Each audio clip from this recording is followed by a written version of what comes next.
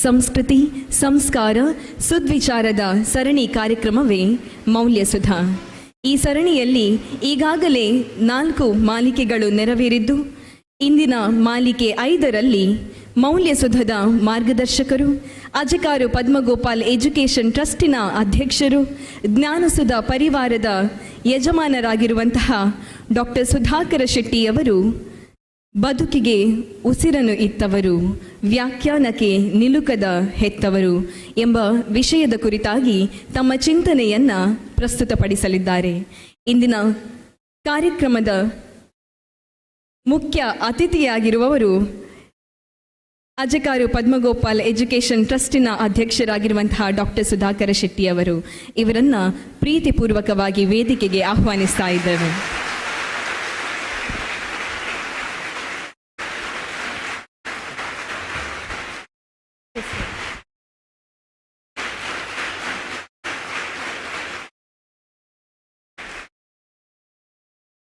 ಅಂಬರದ ವಿಶಾಲದಂತೆ ಮಡಿಲು, ಅಮ್ಮನ ವಾತ್ಸಲ್ಯದ ಒಡಲು, ನವಮಾಸ ಹೊತ್ತು ಅಮೃತವನ್ನಿತ್ತು ಪುಟ್ಟ ಮಗುವಿನ ತೊದಲ ನುಡಿಯನ್ನು ಆನಂದಿಸಿದವಳು ಅಮ್ಮ. ಅದೇ ರೀತಿ ಅಪ್ಪ ಅಂದರೆ ಆಕಾಶ ಅನ್ನುವಂತಹ ಮಾತು ಅಕ್ಷರಶಃ ಸತ್ಯ. ಹೆಗಲ ಮೇಲೆ ಅಂಬಾರಿಯಂತೆ ಹೊತ್ತು ಪ್ರಪಂಚದ ಅರಿವನ್ನು ಮೂಡಿಸಿದವರು ತಂದೆ. ಅವರ ಗಾಂಭೀರ್ಯಕ್ಕೆ ನಿಬ್ಬೆರಗಾಗಿದ್ದೂ ಉಂಟು. ಅಂಬೆಗಾಲನ್ನಿಟ್ಟು ಕೈ ಚಾಚಿ ಬಂದ ನೆನಪು, ಜಾರಿ ಬಿದ್ದಾಗಲೆಲ್ಲ ಕೈ ಹಿಡಿದು ನಡೆಸಿದ ನೆನಪು, ಹಿಡಿಮಣ್ಣಿನಂತೆ ಇದ್ದ ನಮ್ಮನ್ನು ಶಿಲ್ಪವಾಗಿ ಮಾಡಿದಂತಹ ಎಲ್ಲ ತಂದೆ ತಾಯಿಯವರನ್ನು ವಂದಿಸುವ ಅಮೃತ ಘಳಿಗೆ. ಮೌಲ್ಯಸುಧಾ ಸರಣಿ ಕಾರ್ಯಕ್ರಮದ ಮಾಲಿಕೆ 5ರ ಕಾರ್ಯಕ್ರಮವನ್ನು ಭಾವಗೀತೆಯ ಮುಖೇನ ಪ್ರಾರಂಭಿಸುತ್ತಿದ್ದೇವೆ. ಭಾವಗೀತೆಯನ್ನು ತಮ್ಮ ಮುಂದೆ ಪ್ರಸ್ತುತಪಡಿಸಲಿದ್ದಾರೆ ಸಿರಿ HD ಪ್ರಥಮ.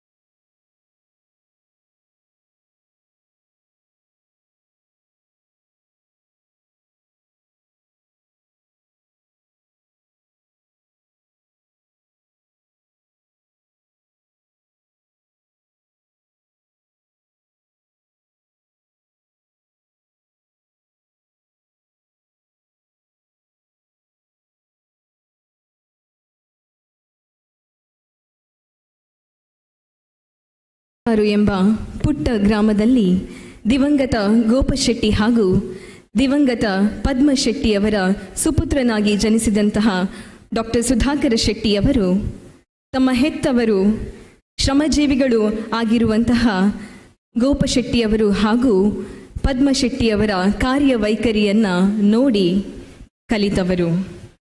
ಶಿಕ್ಷಣದ ಮಹತ್ವವನ್ನರಿತ ಇವರು ಸಮಾಜದ ಏಳಿಗೆಗಾಗಿ ಜ್ಞಾನಸುಧಾ ಶಿಕ್ಷಣ ಸಂಸ್ಥೆಗಳನ್ನು ಹುಟ್ಟುಹಾಕಿದ್ದಾರೆ. ಇಂದು ಮೌಲ್ಯಸುಧದ ಕಾರ್ಯಕ್ರಮದಲ್ಲಿ ನಮ್ಮೆಲ್ಲರನ್ನ ಉದ್ದೇಶಿಸಿ ಮಾತನಾಡಲಿದ್ದಾರೆ. ವೇದಿಕೆಯಲ್ಲಿ ಉಪಸ್ಥಿತರಿರುವಂತಹ ಅಜಕಾರು ಪದ್ಮಗೋಪಾಲ್ ಎಜುಕೇಷನ್ ಟ್ರಸ್ಟಿನ ಅಧ್ಯಕ್ಷರಾಗಿರುವಂತಹ ಡಾಕ್ಟರ್ ಸುಧಾಕರ ಶೆಟ್ಟಿ ಅವರಿಗೆ ಈ ಕಾರ್ಯಕ್ರಮಕ್ಕೆ ಆತ್ಮೀಯವಾಗಿ ಸ್ವಾಗತಿಸ್ತಾ ಇದ್ದೇನೆ.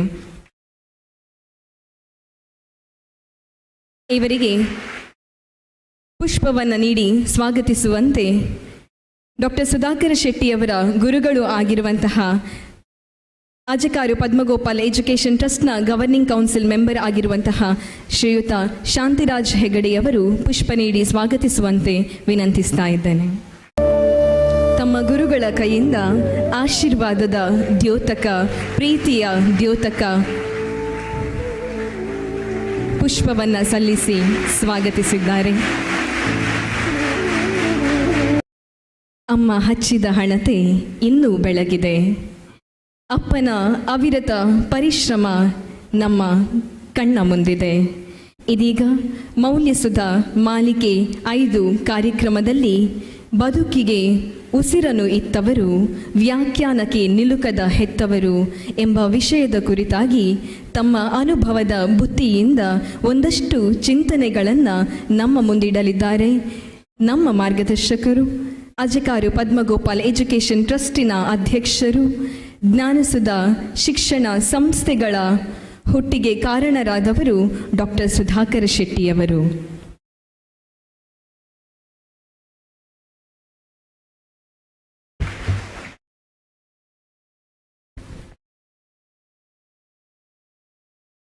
ದೊಡ್ಡ ನಿರೀಕ್ಷೆ ಇಟ್ಕೊಳ್ಬೇಡಿ. ವೇದಿಕೆಯ ಮುಂಭಾಗದಲ್ಲಿ ಬಹುಶಃ ನನ್ನ ಹುಟ್ಟಿದ ದಿನಗಳಿಂದ ನನ್ನನ್ನು, ನನ್ನ ಪಪ್ಪ ಅಮ್ಮನನ್ನು ಬಲ್ಲವರಾಗಿರುವಂಥ ನನ್ನ ಗುರುಗಳು ಶಾಂತಿರಾಜ್ ಹೆಗ್ಡೆ ಅವರೇ, ಈ ಸಂಸ್ಥೆಯನ್ನು ನಡೆಸುವಂಥ ಎಲ್ಲ ದಿನೇಶ್, ಉಷಾರಾವ್, ಹೆಸರು ಹೇಳಿದರೆ 242 ಹೆಸರಿದೆ ನಮ್ಮ ಹತ್ರ. ಅವರೆಲ್ಲ ಈ ಸಂಸ್ಥೆಗೆ ಉಸಿರು ಕೊಟ್ಟವರು. ಎಲ್ಲರನ್ನು ನೆನಪಿಸ್ಕೊಳ್ತೇನೆ. ಕಾರ್ಯಕ್ರಮದ ಮೂಲ ಉದ್ದೇಶ ಏನು ಅಂತೇಳಿದರೆ, ಇಂದಿನ ಈ ಸಮಾಜದಲ್ಲಿ ತಂದೆ ತಾಯಿಗಳನ್ನು ಅರ್ಥ ಮಾಡಿಕೊಳ್ಳುವಂಥ ಮಕ್ಕಳ ಸಂಖ್ಯೆ ಕಡಿಮೆ ಆಗ್ತಾ ಇರುವಂಥ ಘಟ್ಟದಲ್ಲಿ ಜ್ಞಾನಸುಧಾದಲ್ಲಿ ನಾವು ಬರೇ MBBSಗೆ ಮತ್ತು ಇಂಜಿನಿಯರಿಂಗಿಗೆ ಇಷ್ಟಕ್ಕೆ ಮಾತ್ರ ತಯಾರು ಮಾಡೋದಲ್ಲ. ನಿಮಗೆ ಇಷ್ಟ ಇರಲಿ, ಇಷ್ಟ ಇಲ್ಲದೇ ಇರಲಿ, ನಾವು ಹೇಳುವುದನ್ನು ಹೇಳಬೇಕು ಅನ್ನುವಂಥ ದೃಷ್ಟಿಯಲ್ಲಿ ಈ ಮೌಲ್ಯಸುಧ ಕಾರ್ಯಕ್ರಮ ಪ್ರಾರಂಭ ಆಗಿದೆ. ನಾವೆಲ್ಲ ಮೊನ್ನೆ ಇತ್ತೀಚೆಗೆ ಒಂದು ಕ್ಲಾಸಿಗೆ ಪಾಠ ಮಾಡ್ತಾ ಇದ್ದೆ, 3 ಗಂಟೆ ಅವಿರತವಾಗಿ ಮ್ಯಾಥ್ಸನ್ನು 33 ವರ್ಷ ಪಾಠ ಮಾಡಿದಂಥ ವ್ಯಕ್ತಿ ನಾನು. ಈಗ 57ರ ಗಡಿ ದಾಟಿ 58ನೇ ವರ್ಷದಲ್ಲಿದ್ದೇನೆ ವಿದ್ಯಾರ್ಥಿಗಳೇ. ಈ ಸಮಾರಂಭದಲ್ಲಿ ಇರುವವರನ್ನು ಹೊರತುಪಡಿಸಿ ನಮ್ಮ ನ್ಯೂಸ್ ಕಾರ್ಕಳದವರು ಈ ಕಾರ್ಯಕ್ರಮವನ್ನು ದೃಶ್ಯ ಮಾಧ್ಯಮದಲ್ಲಿ ಕೊಡ್ತಾ ಇದ್ದಾರೆ. ಇದು ಯಾಕಂತೇಳಿದ್ರೆ, ನಿಮ್ಮ ಹೆತ್ತವರು ನೋಡುವುದಿದ್ದರೆ ಅವರನ್ನು ಇಲ್ಲಿ ಇವತ್ತು ಆಯೋಜಿಸಲಿಕ್ಕೆ ಆಗೋದಿಲ್ಲ. ಒಟ್ಟಿಗೆ ನೋಡುವ ಅವಕಾಶ ಇಲ್ಲದಿದ್ದರೂ ಕೂಡ ಈ ವಿಜ್ಞಾನದಿಂದಾಗಿ ಅವರು ಕೂಡ ನೋಡುವವರು ಇದನ್ನು ನೋಡ್ಬೋದು, ಮತ್ತೆ ಇದನ್ನು ನೋಡ್ಬೋದು. ವಿಷಯಗಳಿದ್ದರೆ ಅವರ ಬದುಕಿಗೆ ಅಳವಡಿಸಿಕೊಳ್ಬೋದು. ಅದಲ್ಲದೆ ಈ PUC ಓದ್ತಿರುವಂಥ ವಿದ್ಯಾರ್ಥಿಗಳು ಕೂಡ ಇದನ್ನು ನೋಡ್ತಾ ಇದ್ದರೆ ಎಲ್ಲಿಯಾದರೂ ಅವರ ಅನುಷ್ಠಾನಕ್ಕೆ ಯೋಗ್ಯ ಅನ್ನುವ ಮಾತುಗಳು ಎಲ್ಲಿಯಾದರೂ ನನ್ನ ಮುಂದಿನ ಒಂದು ಅರ್ಧ ಗಂಟೆ ಅಥವಾ 3/4 ಗಂಟೆಯಲ್ಲಿ ಇದ್ದರೆ ಅದನ್ನು ಅವರು ತಗೊಳ್ಬೋದು. ಇಲ್ಲ ಅಂದರೆ ಸೋಷಿಯಲ್ ಮೀಡಿಯಾದಲ್ಲಿ ನೋಡುವಂಥ ಯಾವುದೋ 1-2 ಮಾತುಗಳ ಸಾಲಿನಲ್ಲಿ ನಂದು ಸೇರಿ ಹೋಗುತ್ತೆ. ಖಂಡಿತ ನಾನು ಯಾವ ತಯಾರಿಯನ್ನು ಮಾಡಿಕೊಂಡು ಬಂದಿಲ್ಲ. ಯಾಕಂತೇಳಿ ತಯಾರಿ ಮಾಡಿದರೆ ಅದು ಉಳಿಯುವಂಥದ್ದು ಅಲ್ಲ. ಇದೊಂದು ನನ್ನ ಜೀವನದ ಭಾಳ ವಿಶೇಷವಾದಂಥ ಕಾರ್ಯಕ್ರಮ ಅಂತ ನಾನು ತಿಳ್ಕೊಳ್ತೇನೆ. ನಾಳೆ ಒಂದು 3-4 ತಿಂಗಳ ಫಸ್ಟ್ PUCಯ ಪಯಣವನ್ನು ಇಲ್ಲಿ ಮಾಡಿಕೊಂಡು ಪುನಃ ಹೆತ್ತವರ ಜೊತೆ ಸೇರುವಂಥ ಮಕ್ಕಳಿದ್ದೀರಿ ನೀವು. ಫಸ್ಟ್ PUCಯವರು, ಸೆಕೆಂಡ್ PUCಯವರು ಹಾಗೆ ದೀಪಾವಳಿಯ ರಜೆಯಲ್ಲಿ ತಂದೆ ತಾಯಿಯೊಟ್ಟಿಗೆ ಸೇರಿಸಲಿಕ್ಕೆ ಕಳಿಸುವಂಥ ಈ ಕಾಲಘಟ್ಟದಲ್ಲಿ ಇವತ್ತು ಈ ಮೌಲ್ಯಸುಧ ಕಾರ್ಯಕ್ರಮವನ್ನು ಇಟ್ಟುಕೊಂಡಿದ್ದೇವೆ. ನಾನು ಪ್ರಸ್ತಾವನೆಯಲ್ಲೇ ಇದ್ದೇನೆ. ಈಗ ಮೊದಲ ಮೌಲ್ಯಸುಧ ಕಾರ್ಯಕ್ರಮ ಯಾವಾಗ ನಡೆಯಿತು ಆ ಡೇಟ್ ನಮಗೆ ನೆನಪಿರುವುದಿಲ್ಲ, ಅದು ಬೇಕಾಗಿಯೂ ಇಲ್ಲ. ಭಾಷಣಗಳು ಸ್ವಲ್ಪ ಸಮಯದ ನಂತರ ಎಲ್ಲ ಮರ್ತೋಗುತ್ತೆ ಅನ್ನೋದನ್ನು ಹೇಳಲಿಕ್ಕೆ ಇಷ್ಟಪಡ್ತೇನೆ. ಮೊದಲ ಮೌಲ್ಯಸುಧ ಉದ್ಘಾಟನೆ ಆದದ್ದು ಮುನಿರಾಜ ರಂಜಾಳ ಅನ್ನುವಂಥ ಶ್ರೇಷ್ಠ ಕವಿಯೊಬ್ಬರಿಂದ. ಅವರು ಆವತ್ತು ತಗೊಂಡಂಥ ವಿಷಯ ಏನು ಅಂತ ಹೇಳಿದರೆ, ಸ್ವಾಮಿ ವಿವೇಕಾನಂದರ ಜೀವನಾದರ್ಶಗಳು ಅಂತ. ಕೇಳಿದವರಿದ್ದೀರಿ ಬಹುಶಃ. ಇವತ್ತು ಒಂದು ಲೈನು ನಿಮಗೆ ನೆನಪಿಲ್ಲ. ಇದು ಅಕ್ಷರಸ ಸತ್ಯ. ಒಪ್ಪಿಕೊಳ್ತೀರಾ? ಎರಡನೇದು DVG ಅವರ ಕಗ್ಗದ ಬೆಳಕು. ಸಾಹಿತಿ ಪ್ರಭಾಕರ ಶೆಟ್ಟಿ ಕೊಂಡಳ್ಳಿಯವರು ಭಾಳ ಸುಂದರವಾಗಿ, ನಾನಂತೂ ಭಾಳ ಇಷ್ಟಪಡುವ ಕವಿಯವರು. ನಾನು ನನ್ನ ಜೀವನವನ್ನು ಬದಲಾಯಿಸಿದಂಥ ಒಂದು ಸಾಲು, ಹುಲ್ಲಾಗು ಬೆಟ್ಟದಡಿ ಮನೆಗೆ ಮಲ್ಲಿಗೆಯಾಗು ಕಲ್ಲಾಗು ಕಷ್ಟಗಳ ಮಳೆಯ ವಿಧಿ ಸುರಿಯೇ ಬೆಲ್ಲ ಸಕ್ಕರೆಯಾಗು ದೀನ ದುರ್ಬಲರಿಂಗೆ ಎಲ್ಲರೊಳಗೊಂದಾಗು ಮಂಕುತಿಮ್ಮ. ಇದೆಲ್ಲ ನೆನಪು ಬಾಯ್ಪಾಠ ಮಾಡಿಕೊಳ್ಳೋದಲ್ಲ. ಇದೆಲ್ಲ ನಮ್ಮ ಜೀವನದ ಒಟ್ಟಿಗೆ ಅದು ಟಚ್ ಆದರೆ ಮಾತ್ರ ನಮ್ಮೊಟ್ಟಿಗೆ ಇರ್ತದೆ. ಅದು ಎಲ್ಲ ಸಣ್ಣಂದಿನಲ್ಲಿ ಕಲ್ತದ್ದು ಇದೆಲ್ಲ ಮಕ್ಕಳೇ. ಆದ್ದರಿಂದ ನನ್ನ ಇವತ್ತಿನ ಮಾತುಗಳನ್ನು ಕೇಳಿ ನೀವು ನೆನಪಿಟ್ಕೊಳ್ಬೇಕು ಅಂತ ನಾನು ಹೇಳೋದಿಲ್ಲ. ಒಂದು ಬುತ್ತಿ ಅಂತ ತೆಕ್ಕೊಂಡ್ರೆ ಹಸಿವಾದಾಗ ನೆನಪಾಗಬೇಕು. ನಿಮ್ಮ ಬದುಕಿನಲ್ಲಿ ಇವತ್ತು ನೀವು 16-17ನೇ ವರ್ಷದಲ್ಲಿ ಇದ್ದೀರಿ. ನಾನು ಈ ಎದುರಿನಲ್ಲಿದ್ದವರ ಬಗ್ಗೆ ಮಾತಾಡೋದಿಲ್ಲ. ನನ್ನ ಭಾಷಣ ಮಕ್ಕಳಿಗೋಸ್ಕರ. ಆದ್ದರಿಂದ ಇವತ್ತಿನ ವಿಷಯಕ್ಕೆ ಬರುವ ಮೊದಲು ಈ ಮೌಲ್ಯ ಸುಧಾವನ್ನು ಆಯೋಜಿಸಿದ್ದಂಥ ಕಲ್ಪನೆ ಸಾಹಿತ್ಯ ಸರ್ ಇದ್ದಿತ್ತು. ಅದಕ್ಕೆ ನಾವು ರೂಪ ಕೊಡಲಿಕ್ಕೆ ಮತ್ತೆ ಪ್ರಯತ್ನ ಮಾಡಿದರೂ ಮೂಲ ಚಿಂತನೆ ಸಾಹಿತ್ಯ ಸರ್ ಹತ್ರ ಇತ್ತು. ಜೊತೆಯಲ್ಲಿ ಬಹುಶಃ ಯಾವತ್ತೂ ನನ್ನ ಜೊತೆ ಇರುವಾಗ ನಮ್ಮ ಟ್ರಸ್ಟಿಯಾಗಿ ಸೇರ್ಪಡೆಗೊಂಡಂಥ ಅನಿಲ್ ಸರ್ ಕೂಡ ನನ್ನ ಜೊತೆ ಇದ್ದಾರೆ. ಅವರನ್ನು ನೆನಪಿಸ್ಕೊಳ್ಬೇಕು. ಹೆತ್ತವರ ವಿಷಯ ಬರುವಾಗ ಈ ಸಂಸ್ಥೆಗೆ ಅನಿಲ್ ಸರ್ ಕೂಡ ತಾಯಿಯ ಜಾಗದಲ್ಲಿ ನಿಂತು ಪೋಷಣೆ ಮಾಡಿದ್ದಾರೆ ಅನ್ನೋದನ್ನು ನಾನು ಈಗ ಉಲ್ಲೇಖ ಮಾಡಿಕೊಳ್ಬೇಕಾಗತ್ತೆ. 3ನೇ ಕಾರ್ಯಕ್ರಮ ನಿಮ್ಗೆ ಗೊತ್ತಿದೆ, ಬಹಳ ಕರತಾಡನ ಇತ್ತು. ಒಂದು 5 ನಿಮಿಷ ಕರತಾಡನ ಇತ್ತು ಆ ಭಾಷಣ ಮುಗ್ದಾಗ. ಇವತ್ತು ನಿಮಗೆ ವಿಷಯ ಗೊತ್ತಿಲ್ವಾ ಗೊತ್ತಿಲ್ಲ ನನಗೆ. ವಿಜಯಶಾಲಿ ಭಾರತ ಶ್ರೀ ಪ್ರಕಾಶ್ ಮಲ್ಪೆ ಅವರು ಬಹಳ ಅತ್ಯುನ್ನತವಾಗಿ ನಡೆಸಿಕೊಟ್ರು. ದೇಶ ಪ್ರೇಮವನ್ನು ಉಕ್ಕಿ ಹರಿಸುವಂಥ ಬಹಳ ಸುಂದರವಾದ ಮಾತುಗಳು ಅವರಲ್ಲಿತ್ತು. ಆದರೆ ಇವತ್ತು ನೆನಪಿಲ್ಲ ನಮಗೆ. ಇವತ್ತು ನಮಗೆ ಇಷ್ಟೇ ನೆನಪಿರೋದೇನು, ಅವರು ಒಳ್ಳೆ ಭಾಷಣ ಮಾಡಿದ್ದಾರೆ, ಅಷ್ಟು ಬಿಟ್ಟರೆ ಏನು ನೆನಪಿಲ್ಲ ವಿದ್ಯಾರ್ಥಿಗಳೇ. ಭಾಷಣ ಯಾಕೆ ಕೇಳಬೇಕಾಗಾದ್ರೆ ಅದು ಹೀಗೆ, 1 ತಿಂಗಳ ಹಿಂದೆ ಏನು ಊಟ ಮಾಡಿದ್ದೀರಿ ಅಂತ ನಿಮಗೆ ಇವತ್ತು ನೆನಪಿರಬೇಕಾಗಿಲ್ಲ. ಆವತ್ತು ಆ ಜೀವವನ್ನು ಅದು ಸಾಕಿದೆ, ಆವತ್ತು ನಿಮಗೆ ಶಕ್ತಿಯನ್ನು ನೀಡಿದೆ. ಆದ್ದರಿಂದ ಇವತ್ತಿಗೆ ಈ ಶಕ್ತಿಯನ್ನು ನೀಡಲಿಕ್ಕೆ ಇಂಥ ಮಾತುಗಳು ಬೇಕಾಗುತ್ತೆ. ನನ್ನ ಆಶಯ ಇಷ್ಟೇ, ನೆನಪಿಟ್ಟುಕೊಳ್ಳಿ. ಇಂಥ ಒಂದು ಅವಕಾಶ ಮುಂದಿನ ಮಕ್ಕಳಿಗೆ ಸಿಗ್ತದ ಇಲ್ವೋ ಗೊತ್ತಿಲ್ಲ ನನಗೆ. ಯಾಕಂದರೆ ನಾನು ಭಾಳ ಒಳ್ಳೆಯ ರೀತಿಯ ವಾಗ್ಮಿ, ಪ್ರಖರ ವಾಗ್ಮಿ ಅಲ್ಲ, ಖಂಡಿತ ಅಲ್ಲ. ನಾನು ಗಣಿತಶಾಸ್ತ್ರದಲ್ಲಿ ಒಂದು ಸಣ್ಣ ಪಾಂಡಿತ್ಯವನ್ನು ಹೊಂದಿದ್ದೇನೆ. ಅದು ವಿದ್ಯಾರ್ಥಿಗಳು ಗುರುತಿಸಿದ್ದಾರೆ ಅನ್ನೋದು ನನ್ನ ಸೌಭಾಗ್ಯ ಅಷ್ಟೇ. ಅದನ್ನು ಬಿಟ್ಟರೆ ವಿದ್ಯಾರ್ಥಿಗಳೇ, ನಾನು ದೊಡ್ಡ ವಾಗ್ಮಿ ಏನಲ್ಲ. ನಾವು ಹೊರಗಡೆ ಭಾಷಣಕ್ಕೆ ಹೋಗ್ಬೋದು, ಮಕ್ಕಳನ್ನು ಚೇಂಜ್ ಮಾಡ್ಬೋದು, ಅಥವಾ ಪಬ್ಲಿಕ್ನಲ್ಲಿ ಒಂದು ಸ್ಪೀಚ್ ಕೊಡ್ಬೋದು. ಅದರಲ್ಲಿರುವ ಒಳ್ಳೆತನವನ್ನು ಬಿಟ್ಟು ಒಂದು ಲೈನನ್ನು ಹಿಡ್ಕೊಂಡು ಟೀಕೆ ಟಿಪ್ಪಣಿಗಳು ಬರುವಂಥ ಸಾಮಾಜಿಕ ದಾನಗಳು ಇವತ್ತು ಇರೋದ್ರಿಂದ ನಾವು ಆ ದಿಸೆಯಲ್ಲಿ ಯಾವತ್ತೂ ಪ್ರಯತ್ನ ಮಾಡೋದಿಲ್ಲ. ವಚನಕಾರರು ಹೇಳಿದ್ದಾರೆ, ಲೋಕದ ಡೊಂಕ ನೀವೇಕೆ ತಿದ್ದುವಿರಿ, ನಿಮ್ಮ ಮನವ ಸಂತೈಸಿಕೊಳ್ಳಿ, ನಿಮ್ಮ ತನುವ ಸಂತೈಸಿಕೊಳ್ಳಿ, ನೆರೆಮನೆಯ ದುಃಖಕ್ಕೆ ಅಳುವವರ ಮೆಚ್ಚ ಕೂಡಲ ಸಂಗಮ ದೇವ ಅನ್ನುವಂಥ ವಚನ ನೀವು ನೋಡಿದರೆ, ನಾವು ಬೇರೆಯವರ ಹತ್ರ ತಪ್ಪು ಹುಡುಕುವ ಬದಲು ನಮ್ಮ ತನುವನ್ನು ಸಂತೈಸಿಕೊಳ್ಳುವ. ಆದ್ದರಿಂದ ನಮ್ಮ 4ನೇ ಮೌಲ್ಯ ಸುಧಾ ಏನಾಯಿತು ಅಂತ ಹೇಳಿದ್ರೆ ಭಕ್ತಿ ಭಾವ ಸಂಗಮ. ಭಾಳ ಸುಂದರವಾಗಿ ಯೋಗೀಶ್ ಕಿಣಿ ಅವರು ನಡೆಸಿಕೊಟ್ರು. ಈ 4 ಮಂದಿಗೂ ಈ ಸಂದರ್ಭದಲ್ಲಿ ನಾನು ಸಂಸ್ಥೆಯ ಮುಖ್ಯಸ್ಥನಾಗಿ ಇನ್ನೊಮ್ಮೆ ಅವರ ಬದುಕು ಹಸನಾಗಲಿ, ಎಷ್ಟು ಒಳ್ಳೆಯ ವಿಷಯಗಳನ್ನು ಇಲ್ಲಿ ಮಂಡಿಸಿದ್ದಕ್ಕಾಗಿ ಅಂತ ಒಮ್ಮೆ ಅವರಿಗೆ ಹಾರೈಕೆ ಹೇಳಿಕೊಂಡು ನನ್ನ ಇವತ್ತಿನ ವಿಷಯಕ್ಕೆ ಬರ್ತಾ ಇದ್ದೇನೆ. ವಿಷಯವನ್ನು ಇಲ್ಲಿ ಏನು ಬರೆದು ತರಲಿಲ್ಲ ನಾನು, ಒಂದು ಸಮಯ ಗೊತ್ತಿರಲಿ ನನಗೆ ಅಂತ. ನಾನು ಎಷ್ಟು ಗೊತ್ತಿದ್ರು, ಒಂದಷ್ಟು ಗೊತ್ತಿದ್ರು, ಒಂದು ಸಮಯದ ಇತಿಮಿತಿಯಲ್ಲಿ ಮಾತಾಡಬೇಕು. ಇಲ್ಲದಿದ್ದರೆ ಅತಿ ಆದರೆ ಅಮೃತವು ವಿಷ ಅಂತ ಹೇಳ್ತಾರೆ. ಆದ್ದರಿಂದ ಇವತ್ತು ನಾನು ದೊಡ್ಡ ಕತೆ ಹೇಳಲಿಕ್ಕೆ ಹೋಗೋದಿಲ್ಲ ವಿದ್ಯಾರ್ಥಿಗಳೇ. ನಿಮಗೆ ನನ್ನ ಬದುಕಿನ ಒಂದು ಜರ್ನಿಯಲ್ಲಿ, ಪಯಣದಲ್ಲಿ ಕಂಡುಕೊಂಡಂಥ ಕೆಲವು ಘಟನೆಗಳನ್ನು ನಿಮಗೆ ಹೇಳ್ತಾ ಹೋಗ್ತೇನೆ. ಯಾರಾದರೂ ಇಲ್ಲಿ ಬದಲಾಗಲಿಕ್ಕೆ ಮನಸ್ಸಿದ್ರೆ, ಬದಲಾಗುವ ಅವಶ್ಯಕತೆ ಇದ್ದರೆ ನೀವು ಬದಲಾಗಬಹುದು. ವಿಷಯ ಏನು ಇವತ್ತಿದ್ದು? ಬದುಕಿಗೆ ಉಸಿರನ್ನು ಇತ್ತವರು, ವ್ಯಾಖ್ಯಾನಕ್ಕೆ ನಿಲುಕದ ಹೆತ್ತವರು. ಅರ್ಥ ಮಾಡಿಕೊಳ್ಬೇಕು ಟೈಟ್ಲನ್ನು, ವಿಷಯವನ್ನು. ಮೊದಲಿಗೆ ಅದನ್ನೊಂದು ಸಣ್ಣ ಪ್ರಯತ್ನ ಮಾಡ್ತೇನೆ. ಜೀವಕ್ಕೆ ಉಸಿರು ಪ್ರತಿ ಪ್ರಾಣಿಯೂ ಕೊಡ್ತದೆ, ಹುಟ್ಟುವ ಜೀವಿಗೆ ಉಸಿರು ಬರ್ತದೆ. ಬದುಕು ಪ್ರಾಣಿಗಳಿಗೆ ಅಷ್ಟು ಅರ್ಥ ಆಗುವುದಿಲ್ಲ. ಪ್ರಾಣಿಗಳಲ್ಲಿ ಹೇಗಿದೆ, ನೀವೆಲ್ಲ ಬಯಾಲಜಿ ಓದಿದವರು, ಸಂತಾನೋತ್ಪತ್ತಿ ಪ್ರತಿ ಪ್ರಾಣಿಗಳಲ್ಲಿಯೂ ಆಗ್ತದೆ. ಒಂದು ಸ್ಪರ್ಮ್, ಒಂದು ಅಂಡಾಣು, ಆ ಕ್ರಿಯೆ ನೈಸರ್ಗಿಕವಾಗಿ ಸೇರುವುದು, ತನ್ಮೂಲಕ ಒಂದು ಮಗುವಿನ ಜನನ ಆಗುವುದು. ಮನುಷ್ಯರಿಗೆ ಮಾತ್ರ ಅಲ್ಲ, ಪ್ರತಿ ಪ್ರಾಣಿಗಳಿಗೂ ಪಕ್ಷಿಗಳಿಗೂ ಅದು ಇದೆ. ಅಲ್ಲಿ ಅಪ್ಪ ಅನ್ನೋದು ಅವ ಬಯಾಲಜಿಕಲ್ ಪೇರೆಂಟ್ ಆಗಿ ಕಾಣುವುದೇ ಇಲ್ಲ ಯಾರಿಗೂ ಕೂಡ. ಆ ಬಂಧನವೇ ಇರುವುದಿಲ್ಲ ಅಲ್ಲಿ. ಹುಟ್ಟಿದ ಒಂದು ನಾಯಿಗೆ, ಹುಟ್ಟಿದ ಒಂದು ಬೆಕ್ಕಿಗೆ ಅಪ್ಪ ಯಾರು ಅಂತ ಗೊತ್ತೇ ಇರುವುದಿಲ್ಲ. ಅಮ್ಮ ಜೀವಕ್ಕೆ ಉಸಿರು ಕೊಡ್ತಾಳೆ ಅಷ್ಟೇ. ಬದುಕಿನಲ್ಲಿ ಮತ್ತೆ ಒಂದು ದಿವಸ ಆ ಪ್ರಾಣಿಗಳಿಗೆ ಅಪ್ಪ ಯಾರು, ಅಮ್ಮ ಯಾರು, ಮಗು ಯಾರು ಅಂತ ಗೊತ್ತೇ ಇರುವುದಿಲ್ಲ. ಪ್ರಕೃತಿಯಲ್ಲಿ ಬೆಳೀತವೆ. ಮನುಷ್ಯ ಹಾಗೆ ಅಲ್ಲ. ಮನುಷ್ಯ ಹಾಗೆ ಅಂತ ಹೇಳಿದರೆ ಈ ನೈಸರ್ಗಿಕ ಕ್ರಿಯೆಯಿಂದ ಹುಟ್ಟುತ್ತಾನೆ. ನೀವೆಲ್ಲ ಹುಟ್ಟಿದ್ದೀರಿ, ನಾನು ಹುಟ್ಟಿದ್ದೇನೆ, ಇವರೆಲ್ಲ ಹುಟ್ಟಿದ್ದಾರೆ. ಹುಟ್ಟುವಾಗ ಹೇಗಿರುತ್ತೆ, 9 ತಿಂಗಳು ಹೊಟ್ಟೆಯಲ್ಲಿ ಇದ್ದಂಥ ಅನುಭವ ತಾಯಿಗೆ. ಆ 9 ತಿಂಗಳು ಹೊತ್ತುಕೊಂಡು ಆಶೆಯನ್ನು ಇಟ್ಟುಕೊಳ್ಳುವಾಗ ಆಚೆಯಿಂದ ಒಬ್ಬ ಅಪ್ಪ ಇರ್ತಾನೆ. ಅವನು ಎಷ್ಟು ಅಟ್ಯಾಚ್ಡ್ ಇರ್ತಾನಂತ ಹೇಳಿದ್ರೆ ನಮಗೆ ಅದು ವಿಚಿತ್ರ ಅಂತ ಕಾಣ್ತದೆ. ಅವನ ಒಳಗಿಲ್ಲ ಮಗು, ಮಗು ಇರೋದು ತಾಯಿಯ ಹೊಟ್ಟೆ ಒಳಗಿದೆ. ಅಪ್ಪ ತಯಾರಾಗ್ತಾನೆ, ಇಂಥ ಬಟ್ಟೆ ಬೇಕು, ಇಂಥದ್ದು ಬೇಕು, ಮಗುವಿಗೆ ಇದು ಬೇಕು, ಈ ಹಾಸ್ಪಿಟ್ಲಿಗೆ ಹೋಗಬೇಕು, ಈ ಡಾಕ್ಟ್ರನ್ನ ನೋಡಬೇಕು, ನಾನು ಅಪ್ಪ ಆಗ್ತಾ ಇದ್ದೇನೆ. ಅದು ಸೈನ್ಸ್ ಮಕ್ಕಳೇ, ದಟ್ ಈಸ್ ಬ್ಲೂಟೂತ್.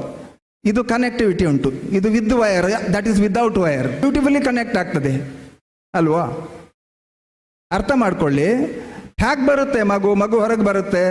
ಆ ಹೊಕ್ಕಳಲ್ಲಿ ನಿಮಗೊಂದು ಮಾರ್ಕ್ ಇದೆ, ಇಲ್ಲಿ ನೋಡಿ, ಹೊಕ್ಕಳಲ್ಲಿ ಒಂದು ಮಾರ್ಕ್ ಇದೆ. ಆ ಮಾರ್ಕ್ ಅದು ತಾಯಿಗೆ ಕನೆಕ್ಟ್ ಆದದ್ದು. ಅದು ಅದನ್ನು ಕಟ್ ಮಾಡಿಕೊಂಡು ನೀವು ತಿರುಗಾಡ್ಲಿಕ್ಕೆ ಸ್ಟಾರ್ಟ್ ಮಾಡ್ತೀವಿ. ನಾವು ಅರ್ಥ ಮಾಡ್ಕೊಳ್ಬೇಕು. ನಾವು ಅಲ್ಲಿಗೆ ನಾವು ಹೆಚ್ಚಾಗಿ ಅರ್ಥ ಮಾಡ್ಕೊಳ್ಳೋದಿಲ್ಲ. ನಾವೇನು ಆಲೋಚನೆ ಮಾಡ್ಕೊಳ್ತೇವೆ ಅಂತ ಹೇಳಿದ್ರೆ, ಇದೆಲ್ಲ ನನಗೂ ಆಲೋಚನೆ ಬಂದದ್ದು ತಂದೆ ತಾಯಿಯನ್ನು ಕಳ್ಕೊಂಡ ಮೇಲೆ. ನಾವೆಲ್ಲ ಜ್ಞಾನಸುಧ ಮಾಡೋದು, ಮಕ್ಕಳನ್ನು ತಯಾರು ಮಾಡೋದು ಇದೇ ಆಯಿತು 2017-16 ತನಕ. ತಂದೆ ತಾಯಿಯೊಟ್ಟಿಗೆ ಹೆಚ್ಚು ಇರಲಿಕ್ಕೆ ಆಗ್ತಾ ಇರಲ್ಲ. ಅದನ್ನು ಕೊನೆಗೆ ಮಾತಾಡ್ತೇನೆ ನಾನು. ಯಾಕಂತ ಹೇಳಿದ್ರೆ ನೀವು ಹಾಗೆ ಮಾಡಬೇಡಿ ಅಂತ ಹೇಳಲಿಕ್ಕಿದೆ ನನಗೆ. ಕೆಲವೊಮ್ಮೆ ಜನರು ಹೇಳ್ತಾರೆ, ನಾನು ಸಿಗರೇಟ್ ಸೇದ್ತಾ ಇದ್ದೆ, ನೀವು ಸೇದಬೇಡಿ.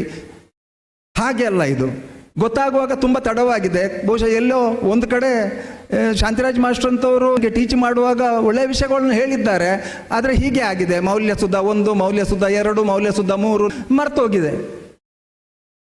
ನಮಗೆಲ್ಲರಿಗೆ ಗೊತ್ತಿರೋದು ತಾಯಿ 9 ತಿಂಗಳು ನಮ್ಮನ್ನು ಹೊತ್ತುಕೊಂಡಿದ್ದಾಳೆ ಅಂತ ಮಾತ್ರ.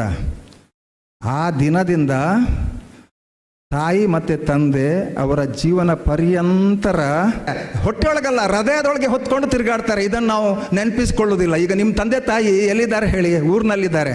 ನಾಳೆ ಬರಲಿಕ್ಕೆ ತಯಾರು ಮಾಡ್ತಾ ಇದ್ದಾರೆ. ನಿಮ್ಮನ್ನು ನೋಡೋದು ಯಾವಾಗ, ನಿಮ್ಮನ್ನು ಹಗ್ ಮಾಡೋದು ಯಾವಾಗ? ತಾಯಿ ಬರೀ ಹೊಟ್ಟೆಯಲ್ಲಿ ಹೊತ್ಕೊಳ್ಳೋದಿಲ್ಲ ಅಂತ, ಹೃದಯದಲ್ಲಿ ಹೊತ್ಕೊಳ್ತಾಳೆ, ತಲೆಯಲ್ಲಿ ಹೊತ್ಕೊಳ್ತಾಳೆ. ತಾಯಿ ತಂದೆ ಆದವರಿಗೆ ಮಗುಗಿಂತ ದೊಡ್ಡ ಪ್ರಪಂಚ ಇಲ್ಲ. ಮಕ್ಕಳಿಗೆ ಅರ್ಥ ಆಗೋದಿಲ್ಲ. ಯಾಕೆ ಅಂತ ಹೇಳಿದರೆ ಏಜ್ ಮತ್ತು ಸೈನ್ಸ್. ನಾವು ಜ್ಞಾನವಂತರಾಗ್ತೇವೆ, ಇದೊಂದು ಸ್ವಾಭಾವಿಕ ಪ್ರಕ್ರಿಯೆ. ಮಕ್ಕಳು ಎಲ್ರಿಗೂ ಆಗ್ತದೆ, ಪ್ರಾಣಿಗಳು ಆಗ್ತವೆ. ನನ್ನನ್ನು ಹುಟ್ಟಿಸಿ ಅಂತ ನಾನೇನು ಅಪ್ಪನ ಹತ್ರ ಕೇಳಿದ್ದೇನಾ? ಈ ರೀತಿ ಮಾತಾಡುವಂಥ ಮಕ್ಕಳಿದ್ದಾರೆ. ಅವ್ರದ್ದು ಹುಟ್ಟಿಸಿದ್ದಾರೆ, ಅವ್ರದ್ದು ಕರ್ತವ್ಯ. ಇದೆಲ್ಲ ಮಾತುಗಳು. ಯಾಕೆ? ಆ ಜ್ಞಾನ ಬರುತ್ತೆ, ತಲೆಯ ಬೆಳವಣಿಗೆ ಆಗುತ್ತೆ, ಆ ಫ್ರೆಂಡ್ ಸರ್ಕಲ್ ಇರುತ್ತೆ. ಆಗ ಯಾರು ನಮಗೋಸ್ಕರ ದಿನಾ ಅಲ್ಲಿ ಸಫರ್ ಆಗ್ತಾ ಇದ್ದಾರ ಅವರ ಬಗ್ಗೆ ಚಿಂತನೆ ಇರೋದಿಲ್ಲ. ಅದಕ್ಕೊಂದು ಸಣ್ಣ ಪ್ರಯತ್ನ. ಬೇರೆ ಘಟನೆಗಳು ಬೇಡ ನಮಗೆ. ಗೂಗಲ್ ಸರ್ಚ್ ಮಾಡೋದು ಬೇಡ. ಗೂಗಲ್ ಸರ್ಚ್ ಮಾಡಿ ಭಾಷಣವನ್ನು ತಯಾರು ಮಾಡಬೇಕಂತ ಅವಶ್ಯಕತೆ ಏನಿಲ್ಲ. ನಮ್ಮ ಜರ್ನಿಯೇ ನಮಗೆ ಒಂದು ದೊಡ್ಡ ಶಕ್ತಿ. ನಿಮಗೆ ವಿಷಯ ಗೊತ್ತಾಯಿತು ಅಂತ ತಿಳ್ಕೊಳ್ತೇನೆ. ಆದ್ದರಿಂದ ಬದುಕಿಗೆ ಉಸಿರನ್ನು ಕೊಟ್ಟವರು ನಮ್ಮ ತಂದೆ ತಾಯಿ ಬರೇ ಜೀವಕ್ಕೆ ಉಸಿರು ಕೊಟ್ಟವರಲ್ಲ, ಬದುಕಿಗೆ ಉಸಿರನ್ನು ಕೊಟ್ಟವರು. ವ್ಯಾಖ್ಯಾನ ಅಂದ್ರೆ ಏನು? Definition. You can define Coulomb's law, you can define so many things. Can you define parents ಅಂತ ವ್ಯಾಖ್ಯಾನಿಸ್ಲಿಕ್ಕೆ ಆಗ್ತದ ಅಂತ. ವ್ಯಾಖ್ಯಾನ ಮೀನ್ಸ್ ಡೆಫಿನೇಷನ್. ವ್ಯಾಖ್ಯಾನ ನಿಮಗೆ ಮಾಡಲಿಕ್ಕೆ ಆಗೋದಿಲ್ಲ ತಂದೆ ತಾಯಿಯ ಬಗ್ಗೆ, ನಿಮ್ಮಿಂದ ಸಾಧ್ಯತೆ ಇಲ್ಲ. ತಂದೆ ತಾಯಿಯನ್ನು ಏನಂತ ಹೇಳ್ತೀರಿ? ಕಾಣದ ದೈವ ಅಂತ ಹೇಳ್ತೀರಿ, ಆ ಕರುಣೆಯ ಜೀವ ಅಂತ ಹೇಳ್ತೀರಾ, ಅಂತರಂಗದ ಭಾವ ಅಂತ ಹೇಳ್ತೀರಾ? ಏನಂತ ಹೇಳಲಿಕ್ಕೆ ಸಾಧ್ಯತೆ ಇದೆ ನಿಮ್ಮ ಹತ್ರ? ಯಾರಿಗಾದರೂ ಇಲ್ಲಿ ತಾಯಿ ಅಥವಾ ತಂದೆ ಕಳ್ಕೊಂಡಿದ್ರೆ ಮಕ್ಕಳೇ ಬೇಸರ ಪಟ್ಕೊಳ್ಬೇಡಿ. ತಾಯಿ ತಂದೆ ಅನ್ನೋದು ಇರುವ ತನಕ ತಾಯಿ ತಂದೆ, ಗತಿಸಿದ ನಂತರ ಅವರ ಮೌಲ್ಯ ನಮಗೆ ಮೌಲ್ಯಸುಧ ಅಂತ ಹೇಳ್ತೇವಲ್ವ. ನಾವು ಹೇಗೆ ಬದುಕಬೇಕು, ಹೇಗೆ ಇರಬೇಕು ಅಂತ ಒಂದು ದೊಡ್ಡ ನೆನಪಿನ ಬುತ್ತಿಯನ್ನು ನಮ್ಗೆ ಕೊಟ್ಟು ಇಲ್ಲಿಂದ ಹೋಗ್ತಾರೆ. ಸಣ್ಣ ಪ್ರಾಯದಲ್ಲಿ ಯಾರಾದರೂ ಪಪ್ಪನನ್ನು ಅಮ್ಮನನ್ನು ಕಳ್ಕೊಂಡಿದ್ರೆ ನಮ್ಮನ್ನೇ ತಿಳ್ಕೊಳ್ಳಿ. ಇಲ್ಲಿರುವ ಟೀಚರ್ಸನ್ನು ನಿಮ್ಮ ಪಪ್ಪ ಅಮ್ಮ ಅಂತ ಅಕ್ಸೆಪ್ಟ್ ಮಾಡಿಕೊಳ್ಳಿ. ದೇವಕಿ ಹೆತ್ತಿದ್ಲು ಮಾತ್ರ, ಸಾಕಿದವಳು ಯಶೋದೆ. ನಮ್ಮ ಕಥೆಯಲ್ಲೆಲ್ಲ ಭಾಳ ಬ್ಯೂಟಿಫುಲ್ ಎಲ್ಲವೂ. ಯಶೋದೆ ಎಷ್ಟು ಚಂದ ಸಾಕ್ತಾಳೆ. ತನಗೆ ಹುಟ್ಟಿದ ಮಗುವಿಗಿಂತ ಜಾಸ್ತಿಯಾಗಿ ಯಶೋದೆ ಆ ಕೃಷ್ಣನನ್ನು ಸಾಕ್ತಾಳೆ. ಆದ್ದರಿಂದ ಯಾರಾದರೂ ಇಲ್ಲಿ ಈ ಟೀಮ್ನಲ್ಲಿ ಪಪ್ಪ ಅಥವಾ ಅಮ್ಮನನ್ನು ಕಳ್ಕೊಂಡಿದ್ದರೆ ನಿಮ್ಮ ಜೊತೆ ನಾವಿದ್ದೇವೆ ಅನ್ನುವಂತಹ ಮಾತಿನೊಂದಿಗೆ ಇನ್ನೊಮ್ಮೆ ನೆನಪಿಸ್ತೇನೆ. ಸಾಧ್ಯತೆ ಇದ್ದರೆ ಏನೂ ನೆನಪಿಡ್ಲಿಕ್ಕಾಗದಿದ್ದರೂ ಟಾಪಿಕ್ ವಿಷಯವನ್ನು ನೆನಪಿಟ್ಟುಕೊಳ್ಳಿ. ಬದುಕಿಗೆ ಉಸಿರನ್ನು ಇತ್ತವರು, ವ್ಯಾಖ್ಯಾನಕ್ಕೆ ನಿಲುಕದ ಹೆತ್ತವರು. ಈ ಮಾಲಿಕೆ ಈಗ ತಾನೇ ಪ್ರಾರಂಭ ಆಗ್ತದೆ. ಇಷ್ಟವರೆಗೆ ಹೇಳಿದ್ದಲ್ಲ ಏನು ಅಂತ ಹೇಳಿದರೆ ಮುನ್ನುಡಿ ಬೇರೆ ನಮ್ಮನೆ ಬರೆಯುವ. ನಾನು ಒಂದು PUC 2 ಮ್ಯಾಗ್ಝಿನ್ ಓದಿದೆ ಒಟ್ಟಿಗೆ. ಅದರಲ್ಲಿ ಒಂದು ಮ್ಯಾಗ್ಝಿನ್ ಗೆಳತಿಯ ಬಗ್ಗೆ ಒಬ್ಬ ಕವನ ಬರೆದಿದ್ದಾನೆ. ಎಷ್ಟು ಚೆನ್ನಾಗಿ ಬರೆದಿದ್ದಾನೆ ಅಂತ ಹೇಳಿದರೆ ನಾನು ಆ ಕವನ ಹೇಳಲಿಕ್ಕೆ ಹೋಗೋದಿಲ್ಲ. That was written in English.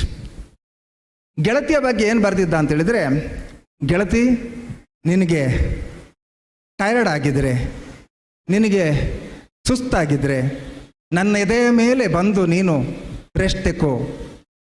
ನನ್ನ ಎದೆಯ ಮೇಲೆ ಬಂದು ನೀನು ರೆಸ್ಟ್ ತೆಕ್ಕೋ. ಒಂದು ವೇಳೆ ನನ್ನ ಹೃದಯ ಬಡಿತ ನಿನಗೆ ನಿನ್ನ ರೆಸ್ಟಿಗೆ ಡಿಸ್ಟರ್ಬ್ ಮಾಡ್ತದೆ ಅಂತಾದರೆ ನಾನು ನನ್ನ ಹೃದಯ ಬಡಿತವನ್ನೇ ನಿಲ್ಲಿಸ್ತೇನೆ ಅಂತ ಬರೆದಿದ್ದಾನೆ. ವಂಡರ್ಫುಲ್ ವಂಡರ್ಫುಲ್ ಕವನ, ಹೌದಲ್ವಾ ಹೇಳಿ? ಹೌದು, ಗೆಳತಿಗೆ ಅದು ಸೂಟ್ ಆಗುತ್ತೆ. ಆದರೆ ಆ ಇಡೀ ಮ್ಯಾಗ್ಝಿನ್ ಹುಡುಕಿದೆ ಮಕ್ಕಳೇ, ಎಲ್ಲಿಯೂ ತಾಯಿಯ ಬಗ್ಗೆ ಕವನ ಸಿಗಲಿಲ್ಲ. ನನಗೆ ತಾಯಿಯ ಬಗ್ಗೆ ಒಂದು ಕವನ ಸಿಕ್ಕಿತು ಇನ್ನೊಂದು ಮ್ಯಾಗ್ಝಿನ್ನಲ್ಲಿ. ಅದು ಒಂದು ಕಾಲೇಜಿನ ವಿದ್ಯಾರ್ಥಿನಿ ಬರೆದಂಥದ್ದೇ. ನನಗೆ ಸ್ವಲ್ಪ ನೆನಪಿದೆ, ಹೇಳ್ತೇನೆ. ಅದರ ಟೈಟಲ್ ಕರುಣೆಯ ಕಡಲು ತಾಯಿಯ ಒಡಲು ಅಂತ ಟೈಟ್ಲೇ ಆಗಿದೆ.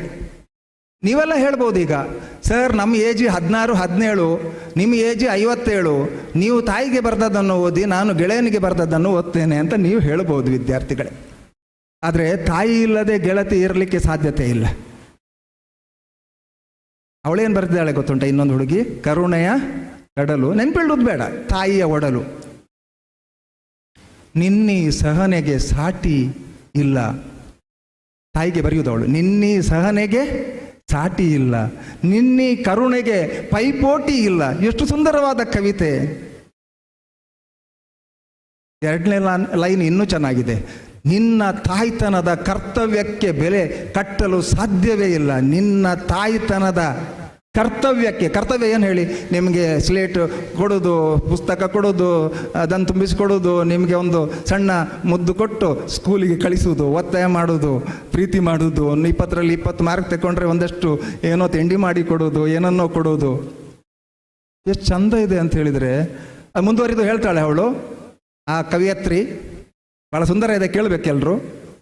ಆ ಕತೆ ಕೇಳಿದ್ರೆ ಪರವಾಗಿಲ್ಲ. First line ನೆನ್ಪುಂಟ? ನಿನ್ನೀ ಸಹನೆಗೆ ಸಾಟಿ ಇಲ್ಲ, ನಿನ್ನೀ ಕರುಣೆಗೆ ಪೈಪೋಟಿ ಇಲ್ಲ. ಎಲ್ಲಿಂದ ಬರುತ್ತೆ ಅಂತ ಗೊತ್ತಾಗೋದಿಲ್ಲ. ಕನ್ನಡದವರಿಗೆ ಸೆಲ್ಯೂಟ್ ಹಾಕಬೇಕು. ಯಾರು ಆ ಮಗುವಿಗೆ ಕನ್ನಡ ಕಲಿಸಿದ್ದಾರೆ ನೋಡಿ, ಅವರಿಗೂ ಒಂದು ಸೆಲ್ಯೂಟ್, ಅವ್ರ ತಂದೆ ತಾಯಿಗೂ ಒಂದು ಸೆಲ್ಯೂಟ್. ನಂತರ ನಿನ್ನ ತಾಯ್ತನದ ಕರ್ತವ್ಯಕ್ಕೆ ಬೆಲೆ ಕಟ್ಟಲು ಸಾಧ್ಯವೇ ಇಲ್ಲ. ನೆಕ್ಸ್ಟ್ ಮುಂದೆ ಹೋಗುವ. ನೀನು ಸರಿ ಅಂದರೆ ಸರಿ ಎಂದು, ನೀನು ತಪ್ಪೆಂದರೆ ತಪ್ಪೆಂದು ನಂಬಿದೆಯೇ ನಾನು, ಅದಕ್ಕೆ ನೀನು ಅರ್ಹಳೆಂದು. ತಂದೆ ತಾಯಿ ಸರಿ ಅಂತ ಹೇಳಿದರೆ ಅದೇ ಸರಿ, ತಪ್ಪು ಅಂತ ಹೇಳಿದರೆ ಅದೇ ಸರಿ. ಆ ನಂತರ ಇನ್ನೂ ಚಂದ ಇದೆ. ಎಲ್ಲರ ಸಿಟ್ಟಿಗೆ ಬಲಿಯಾದವಳು ನೀನು. ಗಂಡ ಬೈಯುವುದು, ಕೆಲವೊಮ್ಮೆ ಮಕ್ಕಳು ಬೈಯುವುದು, ಅವರು ಬೈಯುವುದು, ಇವರು ಬೈಯೋದು, ಎಲ್ಲರ ಸಿಟ್ಟಿಗೆ ಬಲಿಯಾದವಳು ನೀನು. ಎಲ್ಲರನ್ನು ಶಾಂತಗೊಳಿಸಬಲ್ಲವಳು ನೀನು. ಮುಂದುವರಿದು ಇನ್ನೊಂದು ಹೇಳ್ತಾಳೆ, ಎಲ್ಲರನ್ನು ಶಾಂತಗೊಳಿಸುವ ಸಾಮರ್ಥ್ಯ ಇದ್ದವಳು ನೀನು. ಇನ್ನೊಂದು 8ನೇ ಲೈನ್ ಹೀಗೆ ಬರುತ್ತೆ, ನಂಗೆ ತುಂಬ ಖುಷಿ ಆಯ್ತು ಅದು. ನಿನ್ನಷ್ಟು ತಾಳ್ಮೆ ಉಳ್ಳವರು ಯಾರು ಅಂತ ಪ್ರಶ್ನೆ. ತಾಯಿಯಷ್ಟು ತಾಳ್ಮೆ ಉಳ್ಳವರು ಯಾರು ಅಂತ. ಕೊನೆಗೆ 2 ಲೈನು ಹೀಗೆ ಬರೆದಿದ್ದಾಳೆ. ಅದು ಹಾಗೇ ಇರದೇ ಇರ್ಬೋದು, ಕ್ಷಮಿಸಬೇಕು.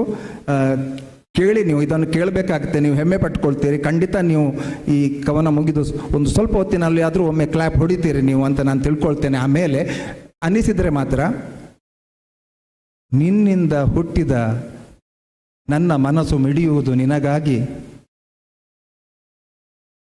ಕೊನೆಗೆ ನಿನ್ನನ್ನು ತಾಯಿಯಾಗಿ ಪಡೆದ ನಾನೇ ಭಾಗ್ಯವಂತಳು. ಇದು ಒಂದು ಸ್ಟೂಡೆಂಟ್ ಬರೆದದ್ದು, ಅದು ಒಂದು ಸ್ಟೂಡೆಂಟ್ ಬರೆದದ್ದು. ಇದು ಬರೆದ ಸ್ಟೂಡೆಂಟು ಬೇರೆ ಯಾರೂ ಅಲ್ಲ. ನಾಳೆ ನಮ್ಮ ಪತ್ರಿಕೆ ರಿಲೀಸ್ ಆಗ್ತದೆ. ಅದರಲ್ಲಿ ಪ್ರಥಮ PUCಯ ಈ ಸ್ಕೂಲಿನ ಅಕ್ಷರಿ ಅನ್ನೋ ಹುಡುಗಿ ಬರೆದಿದ್ದಾಳೆ. ಅವಳಿಗೆ ನನಗೆ ಕೊಟ್ಟಂಥ ಈ ಹೂವನ್ನು ಆ ಮಗುವಿಗೆ ನಾನು ಕೊಡ್ತಾ ಇದ್ದೇನೆ. ಅಕ್ಷರಿ ಕಮ್ ಕಮ್ ಕಮ್ ಕಮ್ ಯಾ.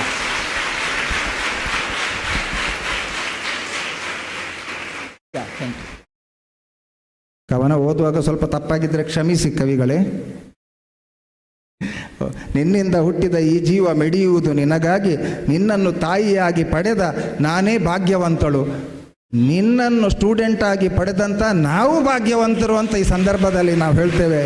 ನಿನ್ನಂಥ ಗೆಳತಿಯನ್ನು ಪಡೆದಂಥ ಇವರು ಕೂಡ ಭಾಗ್ಯವಂತರು ಅಂತ ಹೇಳಿಕೊಂಡು,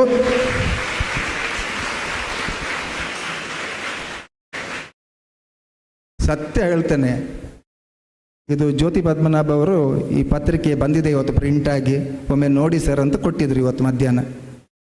ನೋಡಿದಾಗ ಇವತ್ತಿನ ನನ್ನ ಟಾಪಿಕ್ಕಿಗೆ ಬಹುಶಃ ಇದೊಂದು ಮುನ್ನುಡಿ ಆಯಿತು ಅಂತ ತಿಳ್ಕೊಂಡೆ ನಾನು. ತುಂಬ ಸಂತೋಷ ಆಯಿತು. ನಮ್ಮ ವಿದ್ಯಾರ್ಥಿಗಳೇ ಈ ಬದುಕಿಗೆ ಉಸಿರನ್ನು ಇತ್ತವರು, ವ್ಯಾಖ್ಯಾನಕ್ಕೆ ನಿಲುಕದ ಹೆತ್ತವರು ಅನ್ನುವಂಥ ಒಂದು ಶೀರ್ಷಿಕೆಗೆ ಭಾಳ ನ್ಯಾಯ ಕೊಟ್ಟಲು ಅಂತ ನಾನು ತಿಳ್ಕೊಳ್ತೇನೆ. ಅಂಥದ್ದೇ ಬೇರೆ ಬೇರೆ ಕವನಗಳು ಇವೆ ಅದರಲ್ಲಿ. ಸಂತೋಷ ಆಯಿತು. ಯಾಕಂತೇಳಿದ್ರೆ ಇದೆಲ್ಲ ನಾವು ನಿರೀಕ್ಷೆ ಮಾಡಿದ್ದು, ನಾವು ಕನಸು ಕಂಡದ್ದು.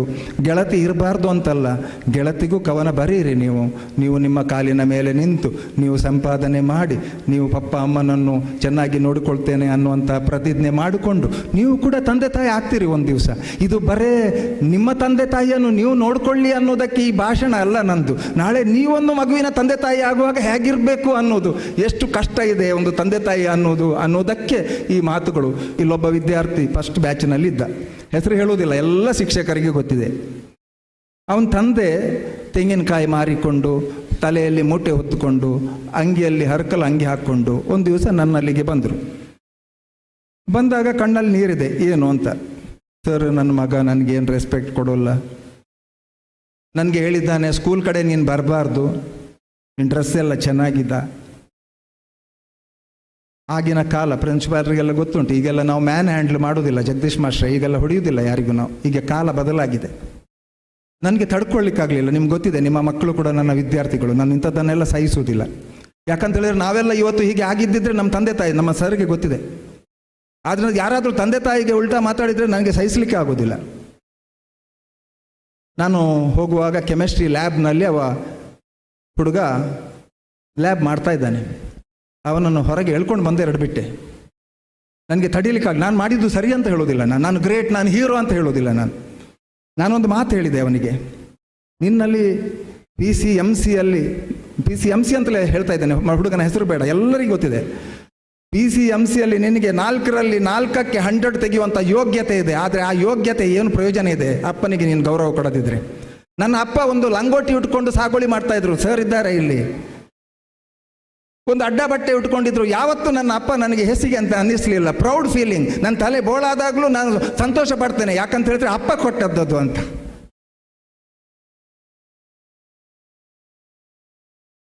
ರಿಸಲ್ಟ್ ಬಂತು. ಆ ಹುಡುಗನಿಗೆ 4ರಲ್ಲಿ 100 ಬಂತು. ನಂಬಿ ಮಕ್ಕಳೇ, ಅದೇ ತಂದೆ ನನ್ನ ಕಾಲೇಜಿಗೆ ಬರ್ತಾರೆ. ಅವರ ವರ್ಡ್ಸನ್ನು ನಾನು ಇಮಿಟೇಟ್ ಮಾಡ್ತೇನೆ. ಅಲ್ಲಿ ನನಗೆ ಸಿಗ್ತಾರೆ, ಕಣ್ಣಲ್ಲಿ ಧಾರಾಕಾರ ನೀರು. ಸರ್ ನನ್ನ ಮಗ 4ರಲ್ಲಿ 100 ತಗೊಂಡ. This was the tone. ನನ್ನ ಮಗ 4ರಲ್ಲಿ 100 ತಗೊಂಡ ಅಂತ ಒಂದು ಹಂತಕ್ಕೆ ಹುಚ್ಚನಾಗಿದ್ರು ಅವರು. ಅದೇ ತಂದೆಗೆ ಮಗ ಒಂದು ದಿವಸ ಹೇಳ್ತಾ ಇದ್ದ, ಅವ್ರ ಕಾಲೇಜಿಗೆ ಬರಬೇಡ ನೀನು, ನನಗೆ ಕಿರಿಕಿರಿ ಅನ್ನಿಸ್ತದೆ ಅಂತ. ನಿಮಗೆಲ್ಲ ಈಗ ಗೊತ್ತಿಲ್ಲ ಬಡತನ ಅಂದರೆ ಏನು ಅಂತ ಗೊತ್ತಿಲ್ಲ ಈಗಿನ ಮಕ್ಕಳಿಗೆ. ನಮಗೆಲ್ಲ ಸರಿಗೆ ಗೊತ್ತಿದೆ, ಹೊಟ್ಟೆಗೆ ಕಷ್ಟ ಇತ್ತು, ಬಟ್ಟೆಗೆ ಕಷ್ಟ ಇತ್ತು. ನನ್ನ ಅಣ್ಣ ದೊಡ್ಡವರು 7ನೇ ಕ್ಲಾಸ್ನಲ್ಲಿ ಶಿಕ್ಷಣ ನಿಲ್ಲಿಸಬೇಕಾಯ್ತು. ಹುಡುಗಿಯರಿಗೆ ಆ ಕಾಲಘಟ್ಟದಲ್ಲಿ ಶಿಕ್ಷಣ ಬೇಡ ಅಂಥೇಳಿ ಅಕ್ಕನೂ 7ನೇ ಕ್ಲಾಸ್ನಲ್ಲಿ ನಿಲ್ಲಿಸಿಬಿಟ್ರು. ನಾನೇನೋ ಪುಣ್ಯಾತ್ಮ ಕೊನೆ ಮಗನಾಗಿ ಹುಟ್ಟಿದೆ, 5ನೇದ್ದು. ಆಗ ಫ್ಯಾಮಿಲಿ ಪ್ಲಾನಿಂಗ್ ಗಟ್ಟಿಯಾಗಿರಲಿಲ್ಲ, ಇಲ್ಲದಿದ್ದರೆ ಜ್ಞಾನ ಸುಧಾನೂ ಇಲ್ಲ, ಮೌಲ್ಯ ಸುಧಾನೂ ಇಲ್ಲ. ನಾನು ಕೇಳುವುದು, ಆ ತಂದೆಯನ್ನು ನೀವು ಹೇಗೆ ವ್ಯಾಖ್ಯಾನಿಸ್ತೀರಿ ಅಂತ ಹೇಳಿ ನನಗೆ. What is the definition for that father who was enjoying that 400 like anything? ಆ 400 ಎಂಜಾಯ್ ಮಾಡುವಂಥ ಆ ತಂದೆಯ ಭಾವನೆಗಳು. ಆ ತಂದೆ ಇನ್ನು ಸ್ವಲ್ಪ ದಿವಸದಲ್ಲಿ ಇರುವುದಿಲ್ಲ, ನನಗೆ ಗೊತ್ತಿರದೆ. ಈ ಮಕ್ಕಳು ಅಮೇರಿಕದಲ್ಲಿರ್ತಾರೆ. ನಾನು ನಿಮಗೆ ಹೇಳುವಂಥ ಉದ್ದೇಶ ಇಷ್ಟೇ ಮಕ್ಕಳೇ, ನೀವು ಅಮೇರಿಕಕ್ಕೆ ಹೋಗಬೇಡಿ, ಸಂಪಾದನೆ ಮಾಡಬೇಡಿ, ನಾನು ಏನು ಹೇಳೋದಿಲ್ಲ. ನೀವು ಫೀಸ್ ಕಟ್ಟಿದ್ದೀರಿ, ಅದಕ್ಕೆ ಬೇಕಾದಂಥ ನ್ಯಾಯ ನಮ್ಮ ಪ್ರಾಂಶುಪಾಲರುಗಳು ಎಲ್ಲರೂ ಸೇರಿಕೊಂಡು ಕೊಡ್ತಾರೆ. ಬಟ್ ಇದು ಸಿಗೋದಿಲ್ಲ ನಿಮಗೆ.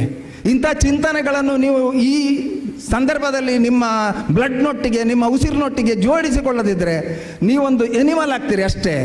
ನಿಮ್ಮ ಪಪ್ಪ ಅಮ್ಮ ಅದು ಸುಮ್ಮನೆ ಹಣ ಎಲ್ಲಿ ಸಂಪಾದನೆ ಮಾಡ್ತಾ ಇಲ್ಲ, ಕಷ್ಟಪಟ್ಟು ಮಾಡ್ತಾ ಇದ್ದಾರೆ. ಕನಸು ಹೊತ್ತು ಇಲ್ಲಿ ಕಳಿಸಿದ್ದಾರೆ. 750 ಮಂದಿ ಈ ಪ್ರಾಂಗಣದಲ್ಲಿ ಕೂತಿದ್ದೀರಿ, ನೀವೆಲ್ಲ ಮುಂದೆ ದೇಶ ನಡೆಸುವವರು. ನಮ್ಮದು ಎಷ್ಟೋ ತಾಯಂದಿರು ತನ್ನ ಹೆತ್ತ ಕೊಡೆಯನ್ನು ಸೇನೆಗೆ ಕಳಿಸಿದ್ದಾರೆ. ಅಲ್ಲಿ ಯಾವ ಹೊತ್ತಿಗೆ ಮರಣ ಆಗ್ತದೆ ತನ್ನ ಮಗುವಿದ್ದು ಅಂತ ಗೊತ್ತಿಲ್ಲ ತಾಯಿಗೆ. ಅರ್ಥ ಮಾಡ್ಕೊಳ್ಳಿ. ಬಹುಶಃ ಇಲ್ಲೆಲ್ಲ ಪುಣ್ಯಾತ್ಮರಿದ್ದಾರೆ. ಇಲ್ಲಿ ನೋಡಿ, ಈ ತ್ರಿವಿಕ್ರಮ ಕಿಣಿ ಅಂತಿದ್ದಾರೆ.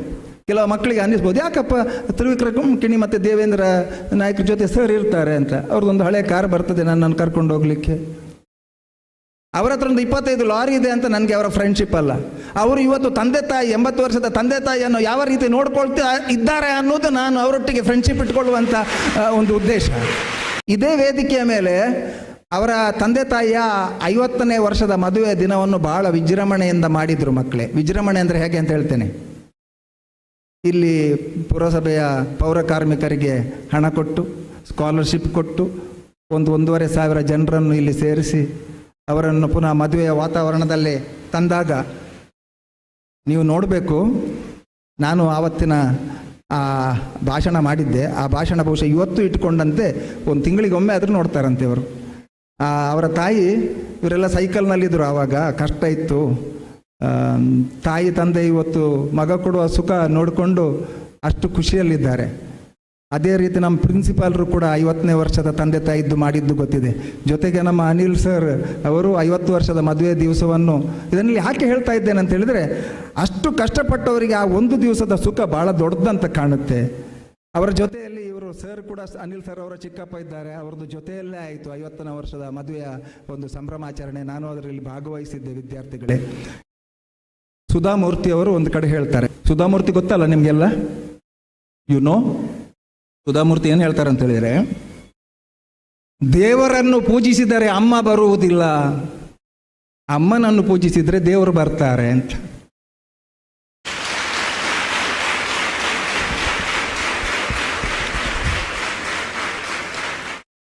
ಪೇರೆಂಟ್ಸನ್ನು ಪೂಜಿಸಿದರೆ ದೇವರು ಯಾಕೆ ಬರ್ತಾರೆ ಅಂದರೆ, ದೇವರು ಹೇಳ್ತಾರಂತೆ, ನಿನಗೆ ನಿಮ್ಮ ಪಪ್ಪ ಅಮ್ಮನೇ ಗೊತ್ತಿಲ್ಲ, ಮತ್ತು ನನ್ನನ್ನು ಯಾಕೆ ಪೂಜಿಸ್ತೀಯ ಅಂತ ಕೇಳ್ತಾರಂತೆ. ದೇವರನ್ನು ನೀವು ಫಸ್ಟಿಗೆ ಪೂಜಿಸ್ತೀರಿ ಅಂದರೆ, ದೇವರಿದ್ದಾರೆ ಅಂತ ಹೇಳಿದ್ದು ಯಾರು ಹೇಳಿ? ನಮ್ಮ ಪಪ್ಪ ಅಮ್ಮ. ದೇವರನ್ನು ತೋರಿಸಿದವನೇ ನಿಮಗೆ ಬೇಡ ಆದರೆ ನನ್ನನ್ನು ಹಿಡ್ಕೊಂಡು ಏನು ಮಾಡ್ತೀಯಾ ಅಂತ. ಎಷ್ಟು ಸುಂದರವಾಗಿದೆ ಅಂತ ನಾನು ಎಣಿಸುವುದು ಮಾತುಗಳು. ಸುಧಾಮೂರ್ತಿ ಅವರು ಆ ಭಾವನೆ ಇದ್ದದ್ರಿಂದ ಬಹುಶಃ ಅಷ್ಟು ಎತ್ತರಕ್ಕೆ ಹೋಗಿದ್ದಾರೆ. ನೀವು ಆ ಭಾವನೆ ಇಟ್ಕೊಳ್ಳಿ. ನೀವೇನು ಸಣ್ಣ ಮೂರ್ತಿಗಳಲ್ಲ, ನೀವೆಲ್ಲ ಜ್ಞಾನ ಸುಧಾಮೂರ್ತಿಗಳು ಅಲ್ವಾ? ಆಯ್ತು. ತುಂಬ ಖುಷಿ. ಆದರೆ ಅವರಿಗೆ ಹೆದರಿಕೆ ಇದೆ, ಕೆಲವೊಮ್ಮೆ ಚಪ್ಪಾಳೆ ಹೊಡೆದ್ರೂ ಸುಧಾಕರ್ ಸರ್ಗೆ ಬೇಜಾರಾಗುತ್ತಾ ಅಂತ. ಒಳಗಿಂದ ಬಂದರೆ ಹೊಡೀರಿ, ಬೇಡ ಹೇಳೋದಿಲ್ಲ. ಯಾಕಂತೇಳಿದ್ರೆ, ಭಾವನೆಗಳಿಲ್ಲದ ಬದುಕುಂಟಲ್ಲ ಮಕ್ಕಳೇ, ಭಾವನೆ, ಇದೆಲ್ಲ ಭಾವನೆಗಳು. ಇದಕ್ಕೆ ಸೈಜ್ ಇಲ್ಲ, ಇದಕ್ಕೆ ವೆಯ್ಟ್ ಇಲ್ಲ, ಇದಕ್ಕೆ ಉದ್ದ ಇಲ್ಲ, ಇದೆಲ್ಲ ಭಾವನೆಗಳು. ಅಪ್ಪ ಅಮ್ಮ ಅನ್ನುವಂತಹ ಬಂಧನದ ಭಾವನೆಗಳು. ಈಗ ನಿಮಗಿದೆ, ಹೋಮ್ ಸಿಕ್ ಆಗುತ್ತೆ, ಅಳ್ತೀರಿ, ಅಯ್ಯಯ್ಯೋ ಏನು ಅಳುವುದು, ಯಾಕೆ ತಂದೆ ತಾಯಿ ಅಷ್ಟು ಚೆನ್ನಾಗಿ ನೋಡ್ಕೊಂಡಿದ್ದಾರೆ ನಿಮ್ಮನ್ನು. ನಾಳೆ ನಿಮಗೆ ಸುಖ ಬರುವಾಗ ನೆನಪಾಗದಿದ್ದರೆ ಹೇಗೆ ಹೇಳಿ? ಭಾಳ ಸುಂದರವಾದ ಸಾಲುಗಳನ್ನೆಲ್ಲೋ ನೋಡಿದೆ ನಾನು. ಭಾವನೆಗಳಿಲ್ಲದ ಬದುಕು ಪರಿಮಳವಿಲ್ಲದ ಪುಷ್ಪದಂತೆ ಅಂತ. ಭಾವನೆಗಳಿಲ್ಲದ ಬದುಕು ಪರಿಮಳವಿಲ್ಲದ ಪುಷ್ಪದಂತೆ, ತೆರೆಯಿಲ್ಲದ ಸಮುದ್ರದಂತೆ, ಅಲೆ ಇಲ್ಲದ ಕೊಳದಂತೆ, ಭಾವನೆಗಳಿಲ್ಲದ ಬದುಕು ನಾದವಿಲ್ಲದ ಕೊಳಲಿನಂತೆ ಅಂತ. ಒಂದು ಕೊಳಲು ಹಿಡ್ಕೊಂಡು ನಾದವೇ ಇಲ್ಲದಿದ್ದರೆ ಅದರಿಂದ ಮನುಷ್ಯನ ಜೀವನದಲ್ಲಿ ಎಷ್ಟು ಸಂಪಾದನೆ ಮಾಡ್ತೇವೆ ಅನ್ನೋದು ಮುಖ್ಯ ಅಲ್ಲ. ಈಗ ನಾಳೆ ಈ ವೇದಿಕೆಯಿಂದ 66 ಲಕ್ಷ ಸ್ಕಾಲರ್ಶಿಪ್ ಕೊಡ್ತದೆ ಬರೀ ಫಸ್ಟ್ PUC ಅವರಿಗೆ. ನಾನೊಂದು ಅನೌನ್ಸ್ ಮಾಡಿಬಿಟ್ಟೆ, PUCಯಲ್ಲಿ ಅಥವಾ SLCಯಲ್ಲಿ ಮ್ಯಾಥ್ಸ್ ಸೈನ್ಸ್ 100 ಬಂದರೆ ಕೊಡಿ ಅಂತ ಫ್ರೀ. ಈ ಸಲ 70%ಗೆ ಇಳಿಸಿದರು ಸ್ಟೇಟ್ ಸಿಲೆಬಸ್. ಒಳ್ಳೆ ಎಕ್ಸಾಮ್ ಮಾಡಿದರು, ಸಂತೋಷ. ಬಂದವರಿಗೆ ತಪ್ಪು ತಿಳ್ಕೊಳ್ಳೋದು ಬೇಡ, ಬಂದವರೆಲ್ಲ ಪುಣ್ಯಾತ್ಮರು. ನನ್ನ ಮಾತು ಬಂದಿದೆ, ಕೊಡೋದು ಗ್ಯಾರಂಟಿ. ಅದಕ್ಕೆಲ್ಲ ನಾನು ಹೇಳೋದು, ಅದನ್ನು ನಾವು ಎಂಜಾಯ್ ಮಾಡ್ತೇವೆ. ನೀವು ಬೇರೆಯವರು ಇದರಲ್ಲಿ ಸ್ಕಾಲರ್ಶಿಪ್ ಸಿಗದವ್ರು ನಾನು ಯಾಕೆ ಕೂತ್ಕೊಳ್ಬೇಕು ಅಂತ ಹೇಳಿದರೆ ಅದು ಭಾವನೆ ಅಲ್ಲ. ನಾವೆಲ್ಲ ಸ್ಕೂಲ್ನಲ್ಲಿ ಸಣ್ಣ ಕ್ಲಾಸ್ನಲ್ಲಿ ಹೆಚ್ಚು ಪ್ರೈಸ್ ತಗೊಂಡವರೇ ಅಲ್ಲ, ಆದರೆ ಕೂತ್ಕೊಂಡು ಚಪ್ಪಾಳೆ ಹೊಡೆದವ್ರು ನಾವು. ಎಷ್ಟು ಚಪ್ಪಾಳೆ ಹೊಡೆದಿದ್ದೇವೆ ಅಂತ ಬೇರೆಯವರು ತಗೊಳ್ಳುವಾಗ ಚಪ್ಪಾಳೆ ತಟ್ಟುವುದರಲ್ಲಿ ಪ್ರೈಸ್ ಇದ್ದರೆ ಅದು ನನಗೆ ಸಿಗ್ತಿತ್ತೇನೋ, ಅಷ್ಟು ಚಪ್ಪಾಳೆ ತಟ್ಟಿದ್ದೇನೆ ನಾನು ಮಕ್ಕಳೇ. ಯಾಕಂದರೆ ಬೇರೆಯವರ ಖುಷಿಯನ್ನು ಯಾರು ಎಂಜಾಯ್ ಮಾಡೋದಿಲ್ವಾ? 100 ಮೀಟರ್ ರೇಸಿಗೆ ಎಲ್ಲರೂ ನಿಲ್ಲಬೇಕು, ನಾವು ಓಡಬೇಕು, ನಾನೇ ಫಸ್ಟ್ ಬರಬೇಕು ಅಂತ. ಫಸ್ಟು ನಾವು ಬರುವುದಿಲ್ಲ, ಎಲ್ಲರೂ ಒಬ್ಬ ಬರ್ತಾನೆ, ಅವನನ್ನು ಕಂಗ್ರ್ಯಾಚುಲೇಷನ್ ಅಂತ ಹೇಳುವಂಥ ಒಂದು ವಿಶಾಲವಾದ ಸ್ಪೋರ್ಟ್ಸ್ಮೆನ್ಶಿಪ್ ಸ್ಪಿರಿಟ್ ಏನಿದೆ ಅದು ನಮಗಿರಬೇಕು. ನಾವು ಕೆಲವೊಮ್ಮೆ ಪೊಲೀಸ್ನವರನ್ನು ದೂರ್ತೇವೆ, ಕೆಲವೊಮ್ಮೆ ರಾಜಕಾರಣಿಗಳನ್ನು ದೂರ್ತೇವೆ. ನಾನು ನೋಡೋದು ಎಲ್ಲ ಕಡೆಯಲ್ಲಿ, ನಮಗೆ ಆ ದೂರುವ ಅರ್ಹತೆ ಇಲ್ಲ. ಪೊಲೀಸ್ನವರನ್ನು ದೂರ್ತಾರೆ ಕೆಲವರು, ಏನು ಮಾರ್ರೆ ಪೊಲೀಸ್ನವರು ಸರಿ ಇಲ್ಲ. ಯಾರಿಗಾದರೂ ಗೊತ್ತಿದೆಯಾ? ಪೊಲೀಸ್ನವರ ಮಕ್ಕಳು ನನ್ನ ಸ್ಟೂಡೆಂಟ್ ಆಗಿದ್ದರು ಎಷ್ಟೋ ಸಲ. ಅವರಿಗೆ ಅಲ್ಲಿಂದ ಇಲ್ಲಿಗೆ ಟ್ರಾನ್ಸ್ಫರ್, ಹಿರಿಯ ಮೇಲಾಧಿಕಾರಿಗಳ ಒತ್ತಡ. ಎಷ್ಟೋ ಪೊಲೀಸ್ನವರು ಕಷ್ಟ. ಆದ್ದರಿಂದ ಟ್ರಾನ್ಸ್ಫರ್ ಆದಾಗ ಮಗುವನ್ನು ಒಂದು ಶಾಲೆಯಿಂದ ಇನ್ನೊಂದು ಶಾಲೆಗೆ, ಮತ್ತೊಂದು ಶಾಲೆಗೆ, ಆಗ ಶಿಕ್ಷಣದ ಗುಣಮಟ್ಟ ಕೆಳಗೆ ಬರ್ತದೆ. ಎಷ್ಟು ಹಿಂಸೆ ಅನುಭವಿಸ್ತಾರೆ ರಾಜಕಾರಣಿಗಳು. ಹೇಳ್ತೇವೆ ನಾವು, ಅವ್ರು ಸರಿ ಇಲ್ಲ, ಇವ್ರು ಸರಿ ಇಲ್ಲ. ನಾವು ಆಗುವ ಅಲ್ವಾ? ರಾಜಕಾರಣಿಗಳು ಬೇಕಾ ಬೇಡವಾ ಈ ದೇಶಕ್ಕೆ? ಬೇಕಾ ಬೇಡವಾ? ಬೇಕು. ಅವರಿಗೂ ಒಂದು ಮಗು ಇರ್ತದೆ, ಅವರಿಗೂ ಒಂದು ಹೆಂಡತಿ ಇರುತ್ತೆ. ಇಲ್ಲ ಸರ್, ತುಂಬ ಲಂಚ ತಗೊಳ್ತಾರೆ.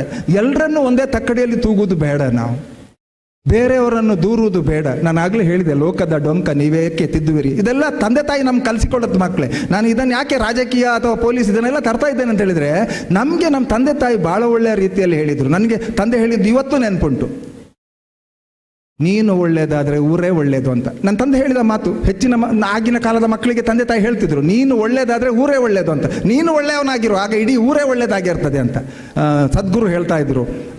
ಚಹಾ ಮಾಡುವ ಒಬ್ಬ ರೋಡ್ನ ಸೈಡ್ನಲ್ಲಿ ಮೋದಿ ಹೇಗೆ ಆಡಳಿತ ಮಾಡಬೇಕು ಅಂತ ಸಜೆಷನ್ ಕೊಡ್ತಾನೆ, ತೆಂಡೂಲ್ಕರ್ ಬ್ಯಾಟಿಂಗ್ ಹೇಗೆ ಮಾಡಬೇಕು ಅಂತ ಸಜೆಷನ್ ಕೊಡ್ತಾನೆ. ಅವನಿಗೆ ನೆಟ್ಟಗೆ ಚಹಾ ಮಾಡಲಿಕ್ಕೆ ಬರುವುದಿಲ್ಲ ಅಂತ.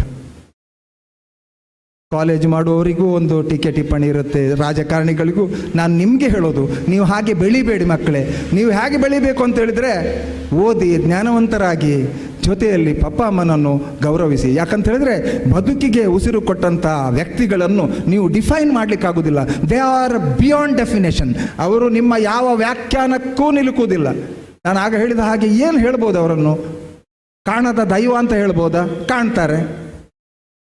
ಕರುಣೆಯ ಜೀವ ಅಂತ ಹೇಳ್ಬೋದಾ? ಅವಳ ಕವಿತೆ ನೋಡಿ ಏನು ಹೇಳುತ್ತೆ, ನಿನ್ನ ಕರುಣೆಗೆ ಪೈಪೋಟಿ ಇಲ್ಲ ಅಂತ ಹೇಳ್ತದೆ. ಆದ್ದರಿಂದ ಅದನ್ನು ಹೇಗೆ ಹೇಳೋದು? ಅವಳ ಕವನದಲ್ಲೇ ಇದೆ. ಆ ಕವನದಲ್ಲಿ ಪೈಪೋಟಿಯೇ ಇಲ್ಲಂತೆ ಕರುಣೆಗೆ. ಮತ್ತೇನು ಹೇಳಿ, ಅಂತರಂಗದ ಭಾವ ಅಂತ ಹೇಳ್ಬೋದಾ ತಾಯಿಯನ್ನು? ಏನು ಹೇಳ್ಬೋದು? You cannot define. ನಾನು ಏನನ್ನು ಹೇಳಲಿಕ್ಕೆ ಇಷ್ಟಪಡ್ತಾ ಇದ್ದೇನೆ ಅಂತ ಹೇಳಿದ್ರೆ, ಒಂದೊಂದು ಎಕ್ಸಾಂಪಲ್ನೊಟ್ಟಿಗೆ ನಾನು ನಿಮಗೆ ಹೇಳಲಿಕ್ಕೆ ಇಷ್ಟಪಡ್ತೀನಿ. ಇಲ್ಲೊಬ್ಬರು ನನ್ನ ಭಾಳ ಆತ್ಮೀಯರು, ಈಗ ಒಂದು 70-75 ವರ್ಷ ಆಯಿತು. ಇಲ್ಲಿ ಕುಲಾಲ್ ಅಂತ ಹೆಸರು ಹೇಳ್ಬೋದು, HD ಕುಲಾಲ್ ಅಂತ ಒಬ್ಬರು ಇದ್ದಾರೆ. ಅವರಿಗೆ 2 ಗಂಡು ಮಕ್ಕಳು. ಸಣ್ಣವ ನನ್ನ ನಿಟ್ಟೆಯಲ್ಲಿ ಸ್ಟೂಡೆಂಟ್ ಆಗಿದ್ದ, ಮ್ಯಾಥ್ಸ್ನಲ್ಲಿ 99 ತಗೊಂಡ ಭಾಳ ಮೇಧಾವಿ ಹುಡುಗವ, ಇಂಜಿನಿಯರಿಂಗ್ ಮಾಡಿದ.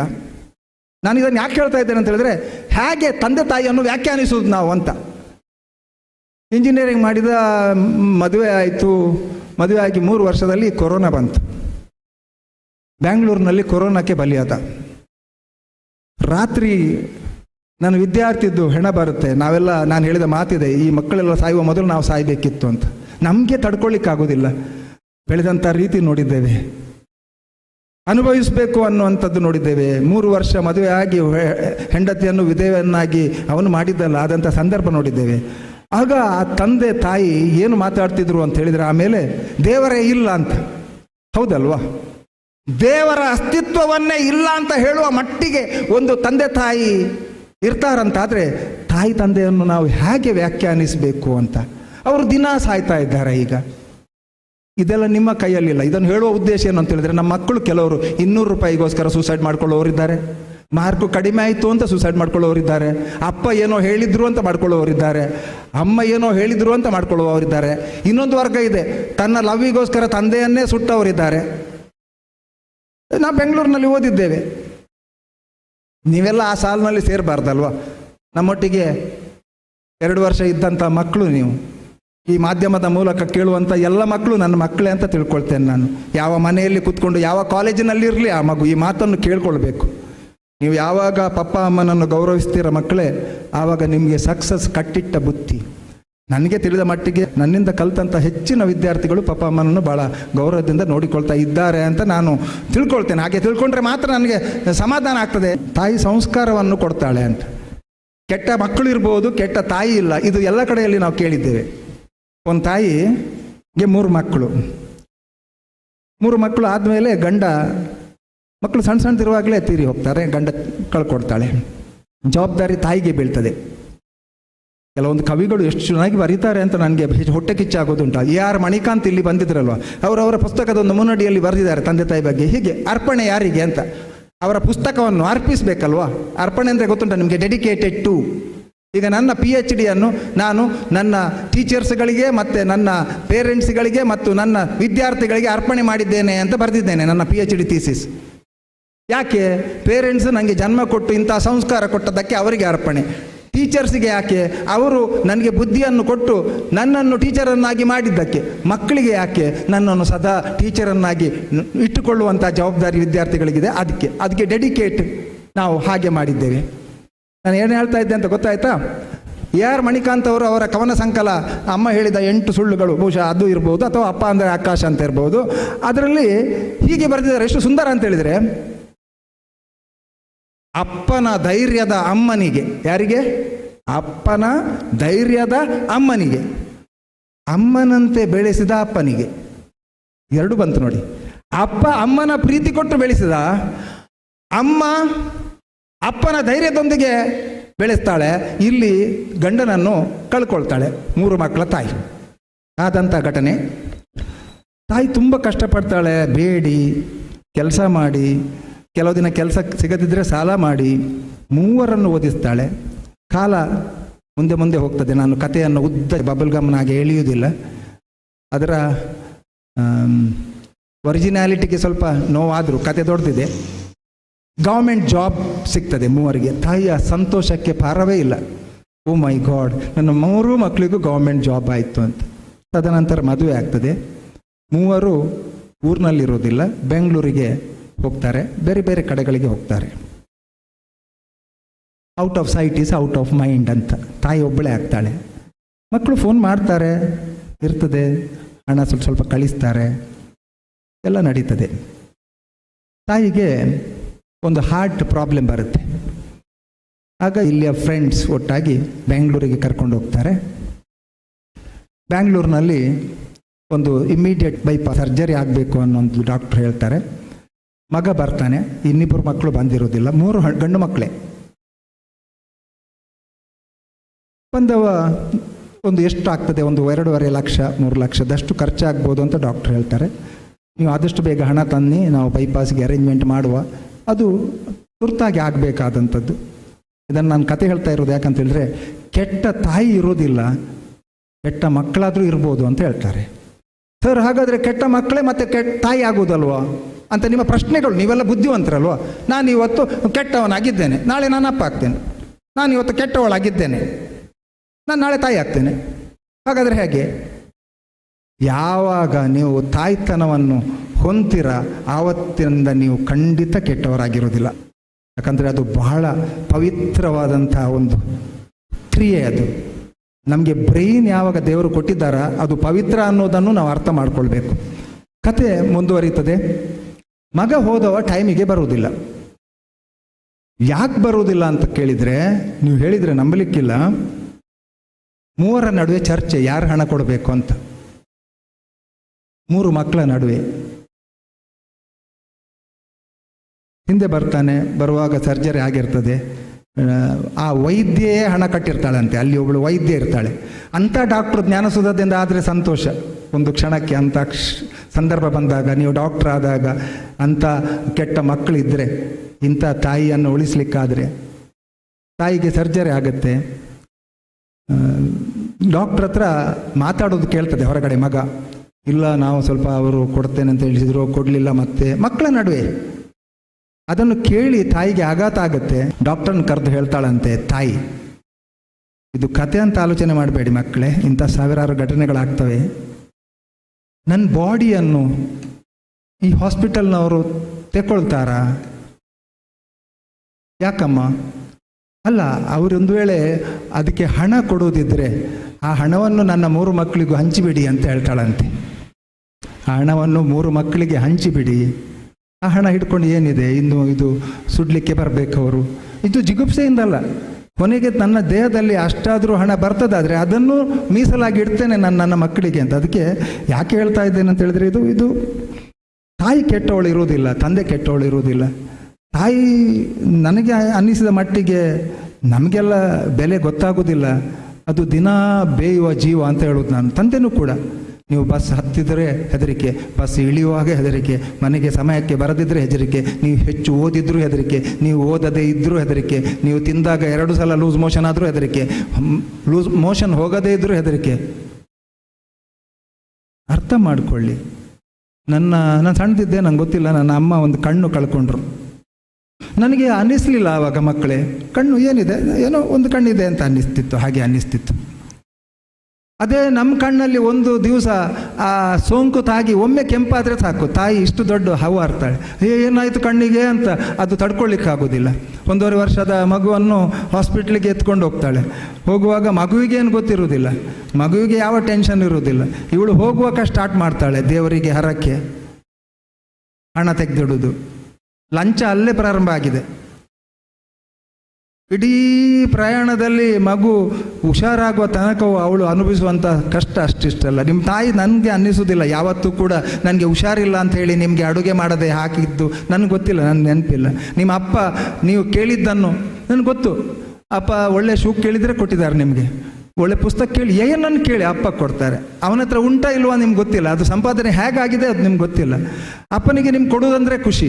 ತಂದೆ ಪೇಟೆಯಲ್ಲಿ ಹೋಗುವಾಗ ಒಂದು ಅಂಗಡಿಯಲ್ಲಿ ಒಳ್ಳೆ ಡ್ರೆಸ್ ನೋಡಿದರೆ ಈ ಡ್ರೆಸ್ಸನ್ನು ನನ್ನ ಮಗಳು ಹಾಕ್ಕೊಂಡ್ರೆ ಎಷ್ಟು ಚಂದ ಕಾಣಬಹುದು ಅಂತ ದೇವತೆಯ ಜಾಗದಲ್ಲಿ ಇಟ್ಟು ಅನುಭವಿಸುವಂಥ ತಂದೆ. ಅದಮ್ಯ ಅಮ್ಮ ವರ್ಣಿಸಲು ಅಸದಳ ಅಂತ ಹೇಳಬೇಕು ನಾವು. ಹೇಗೆ ವರ್ಣಿಸಲಿ ಅಂಥದ್ದನ್ನೆಲ್ಲ.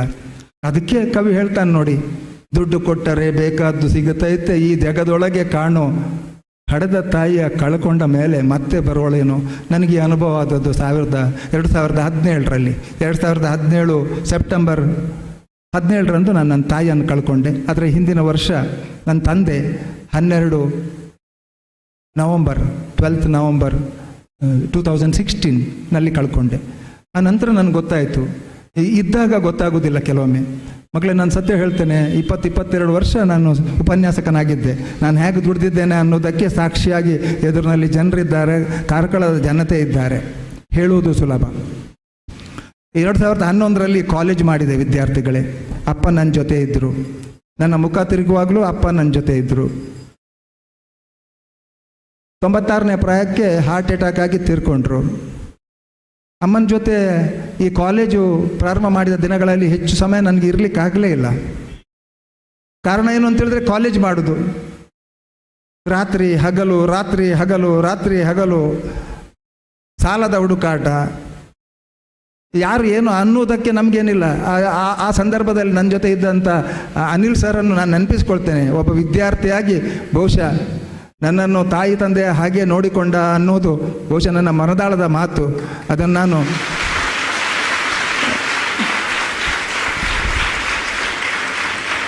ಜೊತೆಗೆ ಆ ಕಾಲಘಟ್ಟದಲ್ಲಿ ನನ್ನೊಟ್ಟಿಗೆ ತುಂಬ ಮಂದಿ ಸೇರಿಕೊಂಡ್ರು.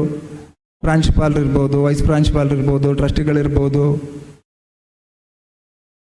ಅಟೆಂಡರ್ ನಿತೇಶನನ್ನು ಸೇರಿಕೊಂಡು ಡೇ 1ಗೆ ಬಂದಂಥ ಜನರು, ಮಂಜುನಾಥ್ ಸರ್ನಂಥ ಒಳ್ಳೆಯ ಕನ್ನಡ ಅಧ್ಯಾಪಕರು.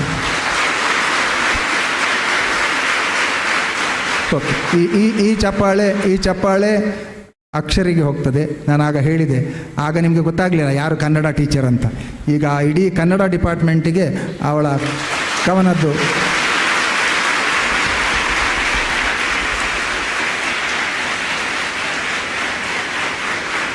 ಓಕೆ.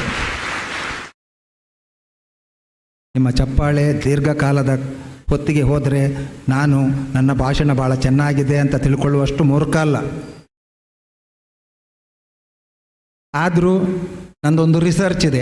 ಆಗ ನೀರು ಕುಡಿಯುವಾಗ ಸಮಯ ವೇಸ್ಟ್ ಆಗಿತ್ತು. ಈಗ ನಿಮ್ಮ ಚಪ್ಪಾಳೆಯ ನಡುವೆ ನೀರು ಕುಡಿದೆ ನಾನು. ಸಮಯದ ಸದುಪಯೋಗ ಹೇಗೆ ಮಾಡಿಕೊಳ್ಳೋದು ಅನ್ನೋದಕ್ಕೆ. ನೀವೆಲ್ಲಿಯಾದರೂ ಬೀಳ್ತಿರಲ್ವ ಮಕ್ಕಳೇ, ಆಗ ನಿಮ್ಮ ಬಾಯಿಂದ ಏನು ಶಬ್ದ ಬರುತ್ತೆ? ಬಾಯ್ ಫ್ರೆಂಡಿದ್ದು ಬರುತ್ತಾ, ಗರ್ಲ್ ಫ್ರೆಂಡಿದ್ದು ಬರುತ್ತಾ? ಬರುವುದಿಲ್ಲ. ಅದಕ್ಕೆ ನಾನು ಹೇಳಿದ್ದು, ಭಾವನೆಗಳಿಲ್ಲದ ಬದುಕು ನಾದವಿಲ್ಲದ ಕೊಳಲಿನಂತೆ ಅಂತ. ಅಪ್ಪ ನಮಗೆ ಶೂ ಕೊಡಿಸ್ಲಿಕ್ಕೆ ಬೇಕು, ಅಪ್ಪ ನನಗೆ ಹಣ ಕೊಡಿಸ್ಲಿಕ್ಕೆ ಬೇಕು, ಅಪ್ಪ ನಮಗೆ ಪ್ರೇರೆ ಎಲ್ಲದಕ್ಕೆ ಕೆಲಸ ಹೇಳಲಿಕ್ಕೆ ಬೇಕು. ಆದರೆ ಅಪ್ಪ ನಮಗೆ ಮಾರ್ಕ್ ಕೇಳಿದರೆ ಬೇಜಾರಾಗತ್ತೆ,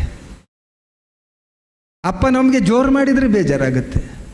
ಅಪ್ಪ ಎಲ್ಲೋ ಒಂದು ಕಡೆ ಅಡುಗೆ ಕೆಲಸ ಮಾಡಿಕೊಂಡು ಇಲ್ಲಿಯ ಫೀಸ್ ಕಟ್ಟಿದರೆ ಮಗುವಿಗೆ ನನಗೆ ಸ್ಟ್ರೆಸ್ ಆಗುತ್ತೆ, ನಾನು ಮನೆಯಲ್ಲೇ ಓದ್ಕೊಳ್ಳ ಅಂತ ಕೇಳ್ತಾನೆ. ಏನು ಬದುಕಮ್ಮ. ಒಂದು ಸಣ್ಣ ಘಟನೆ ಹೇಳ್ತೇನೆ.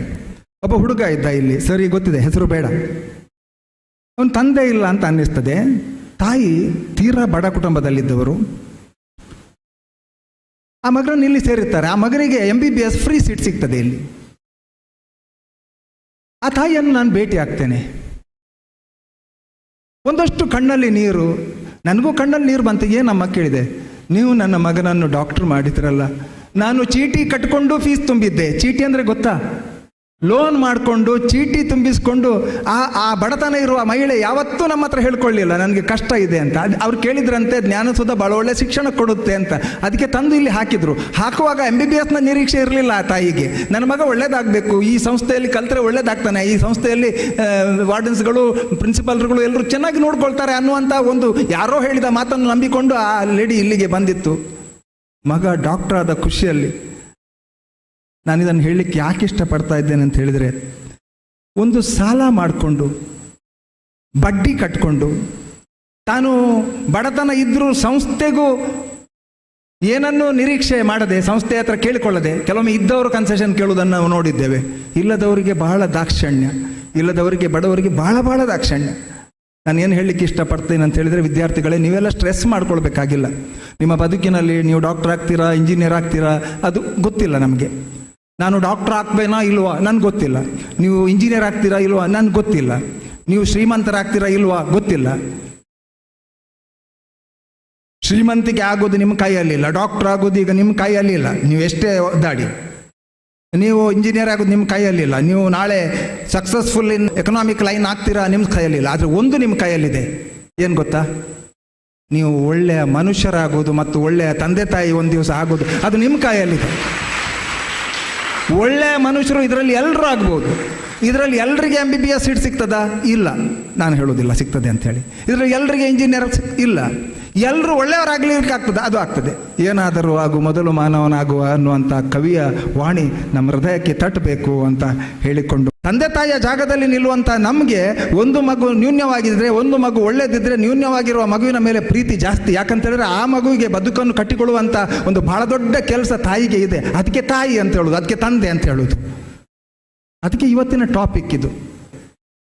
ಒಂದು ವೇಳೆ ಆ ಮಗುವಿನ ತಾಯಿಗೆ ಈ ವಿಷಯ ಗೊತ್ತಾದರೆ, ನನ್ನ ಮಗನಿಗೆ ಕ್ಲಾಸ್ನವರೆಲ್ಲ ನಗಾಡ್ತಾರೆ, ಟೀಚರೂ ನಗಾಡ್ತಾರೆ ಅಂತ ಗೊತ್ತಾದರೆ, ಟೀಸ್ ಮಾಡ್ತಾರೆ ಅಂತ ಗೊತ್ತಾದರೆ, ಆ ತಾಯಿ ಎಷ್ಟು ಕಷ್ಟಪಟ್ಕೊಳ್ತಾಳೆ.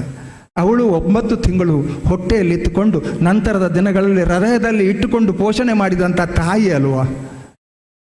ಅರ್ಥ ಮಾಡ್ಕೊಳ್ಬೇಕು ವಿದ್ಯಾರ್ಥಿಗಳೇ. ಸಮಾಜದಲ್ಲಿ ನಾವು ಇನ್ನೊಬ್ಬರನ್ನು ನೋಡಿ ತುಂಬ ಕಲಿಯುವುದಿರುತ್ತೆ. ಕೆಲವೊಮ್ಮೆ ಬಲ್ಲವರಿಂದ ಕಲಿತು, ಕೆಲವೊಮ್ಮೆ ನೋಡಿ ತಿಳಿದು. ಈ ಕವನ ಎಲ್ಲ ಯಾವುದು ನೆನಪಿರುವುದಿಲ್ಲ. ಮೊನ್ನೆ ಭಾಷಣ ನಿಮಗೆ ಯಾಕೆ ನೆನಪಿಲ್ಲ ಹೇಳಿ? ಪ್ರಕಾಶ್ ಮಲ್ಪೆ ಅವರು ಬಹಳ ಸುಂದರವಾದ ಭಾಷಣ ಮಾಡಿದರು, ಒಪ್ಪಿಕೊಳ್ತೀರಾ ನೀವು? ವಿಜಯಶಾಲಿ Bharat, wonderful speech, I never heard. ಯಾಕೆ ನೆನಪಿರುವುದಿಲ್ಲ ಅಂತ ಹೇಳಿದ್ರೆ, ಅದು ನಮ್ಮ ಬದುಕಿನೊಟ್ಟಿಗೆ ಸಿಂಕ್ ಆಗುವುದಿಲ್ಲ. ಸಿಂಕ್ ಆಗಬೇಕು ಯಾವುದಾದ್ರೂ. ಈಗ ನೋಡಿ, ಯಾಕೆ ಸಿಂಕ್ ಆಗೋದಿಲ್ಲ ಅಂತ ಹೇಳಿದ್ರೆ, ಈಗ ನನಗೆ ಈ ಸಾರನ್ನು ನೋಡುವಾಗ ಒಂದು ಸಿಂಕ್ ಆಯಿತು. ಅಲ್ಲಿ ನಾರಾಯಣ್ ನೆಕ್ಕರ್ ಅಂತ ಕನ್ನಡ ಪಂಡಿತರಿದ್ದರು, ಇಲ್ಲದ್ರೆ ಈ ಭಾಷಣದಲ್ಲಿ ಬರ್ತಿರಲಿಲ್ಲ. ಇವತ್ತು ಅವರು ನಮಗೆ ಕನ್ನಡ ಕಲಿಸ್ತಿದ್ರು. ತಂದೆ ಅಂದರೆ ನನ್ನ ತಂದೆ ದೂರ್ವಾಸ ಮುನಿ. ಒಂದು ದಿವಸ ಅವರ ಎದುರಿಗೆ ಕಾಲಿನ ಮೇಲೆ ಕಾಲು ಹಾಕಿ ಕೂತವ ನಾನಲ್ಲ. ಮೈ ಗಾಡ್, ನನ್ನ ಪಪ್ಪ ಹಾಗೆ ನನ್ನನ್ನು ಭಾಳ ಸ್ಟ್ರಿಕ್ಟಾಗಿ, ಆದ್ದರಿಂದ ಈ ಹಂತಕ್ಕೆ ಬಂದಿದ್ದೇನೆ ನಾನು. ಇಲ್ಲಾಂದರೆ ಎಲ್ಲೋ ಕಳೆದೋಗ್ತಿದ್ದೆ ಅಂತ ಅನ್ನಿಸ್ತದೆ ನನಗೆ. ಅಂಥ ಅಪ್ಪ ಬೇಕಿತ್ತು ನನಗೆ. ನನ್ನಪ್ಪ ಆಕಾಶಕ್ಕಿಂತಲೂ ಎತ್ತರ, ಕಡಲಿಗಿಂತಲೂ ಬಿತ್ತರ. ತಂದೆ ನನ್ನನ್ನು ಇಲ್ಲಿ ನಿಲ್ಲಿಸಿ, ಮಾಸ್ಟ್ರೇ ಇವನಿಗೊಂದು ಬುದ್ಧಿ ಹೇಳಿ. ಅದು ತುಳುವಿನಲ್ಲಿ ಭಾಳ ಸುಂದರ. ಆ ಕನ್ನಡದವ್ರು ಏನು ಹೇಳಿದರು ಗೊತ್ತಾ? ಅದಕ್ಕೆ ಹೇಳೋದು, ನೆನ್ಪಿಟ್ಟುಕೊಳ್ಬೇಕಾದ್ರೆ ಸಿಂಕ್ ಆಗಬೇಕು ಅಂತ. ಅವ್ರು ಏನು ಹೇಳಿದರು ಅಂತ ಹೇಳಿದರೆ, ಅವತ್ತು ಸರ್ವಜ್ಞನ ಒಂದು ತ್ರಿಪದಿ ಹೇಳಿದರು. ವಿದ್ಯೆ ಉಳ್ಳವನ ಮುಖವು, ನೋಡಿ ಶೆಟ್ರ, ನಿಮ್ಮ ಮಗನಿಗೆ ನಾನು ಹೇಳ್ತೇನೆ, ಕಲೀಲಿ ಅವ. ವಿದ್ಯೆ ಉಳ್ಳವನ ಮುಖವು ಮುದ್ದು ಬರುವಂತಿಕ್ಕು, ವಿದ್ಯೆ ಉಳ್ಳವನ ಮುಖವು ಮುದ್ದು ಬರುವಂತಿಕ್ಕು, ವಿದ್ಯೆ ಇಲ್ಲದವನ ಬರೀ ಮುಖವು, ವಿದ್ಯೆ ಇಲ್ಲದವನದು ಉಂಟಲ್ವ ಬರೀ ಮುಖ ಅಂತೆ, ಹಾಳೂರ ಹದ್ದಿನಂತಿಕ್ಕು ಸರ್ವಜ್ಞ ಅಂತ ಅಂದ್ಬಿಟ್ರು. ಹದ್ದು ಅಂತ ಗೊತ್ತುಂಟಲ್ವ, ಹಣ ತಿಂತದ ನೋಡಿ ಅದು. ಹಾಳೂರ ಹದ್ದು ಅಂದರೆ, ಹದ್ದು ಅಂತ ಹೇಳಿದ್ರು ಸಾಕಾಗೋದಿಲ್ಲ ಅವರಿಗೆ, ಅದಕ್ಕಿಂತಲೂ ಕೆಳಮಟ್ಟದ ಶಬ್ದ ಬೇಕು. ಹಾಳು ಊರ ಹದ್ದು. ಆವತ್ತೇ ತೀರ್ಮಾನ ಮಾಡಿದೆ, ಕಲಿಬೇಕು ಮಾರ್ರೆ ಅಂತ. ಹೌದು, ಯಾಕಂತ ಹೇಳಿದ್ರೆ ನಾನು ಮೊದಲೇ ಕಪ್ಪಾಗಿದ್ದೇನೆ, ನನ್ನ ಅಪ್ಪನು ಕಪ್ಪು, ಕೃಷ್ಣವರ್ಣ. ಇನ್ನೊಮ್ಮೆ ರಿಪೀಟ್ ಮಾಡ್ತೇನೆ, ನೀವು ಆದ್ದರಿಂದ ವಿದ್ಯೆ ಕಲಿಬೇಕು. ವಿದ್ಯೆ ಉಳ್ಳವನ ಮುಖವು ಮುದ್ದು ಬರುವಂತಿಕ್ಕು, ವಿದ್ಯೆ ಇಲ್ಲದವನ ಬರುಮುಖವು ಹಾಳೂರ ಹದ್ದಿನಂತಿಕ್ಕು ಸರ್ವಜ್ಞ ಅಂತ.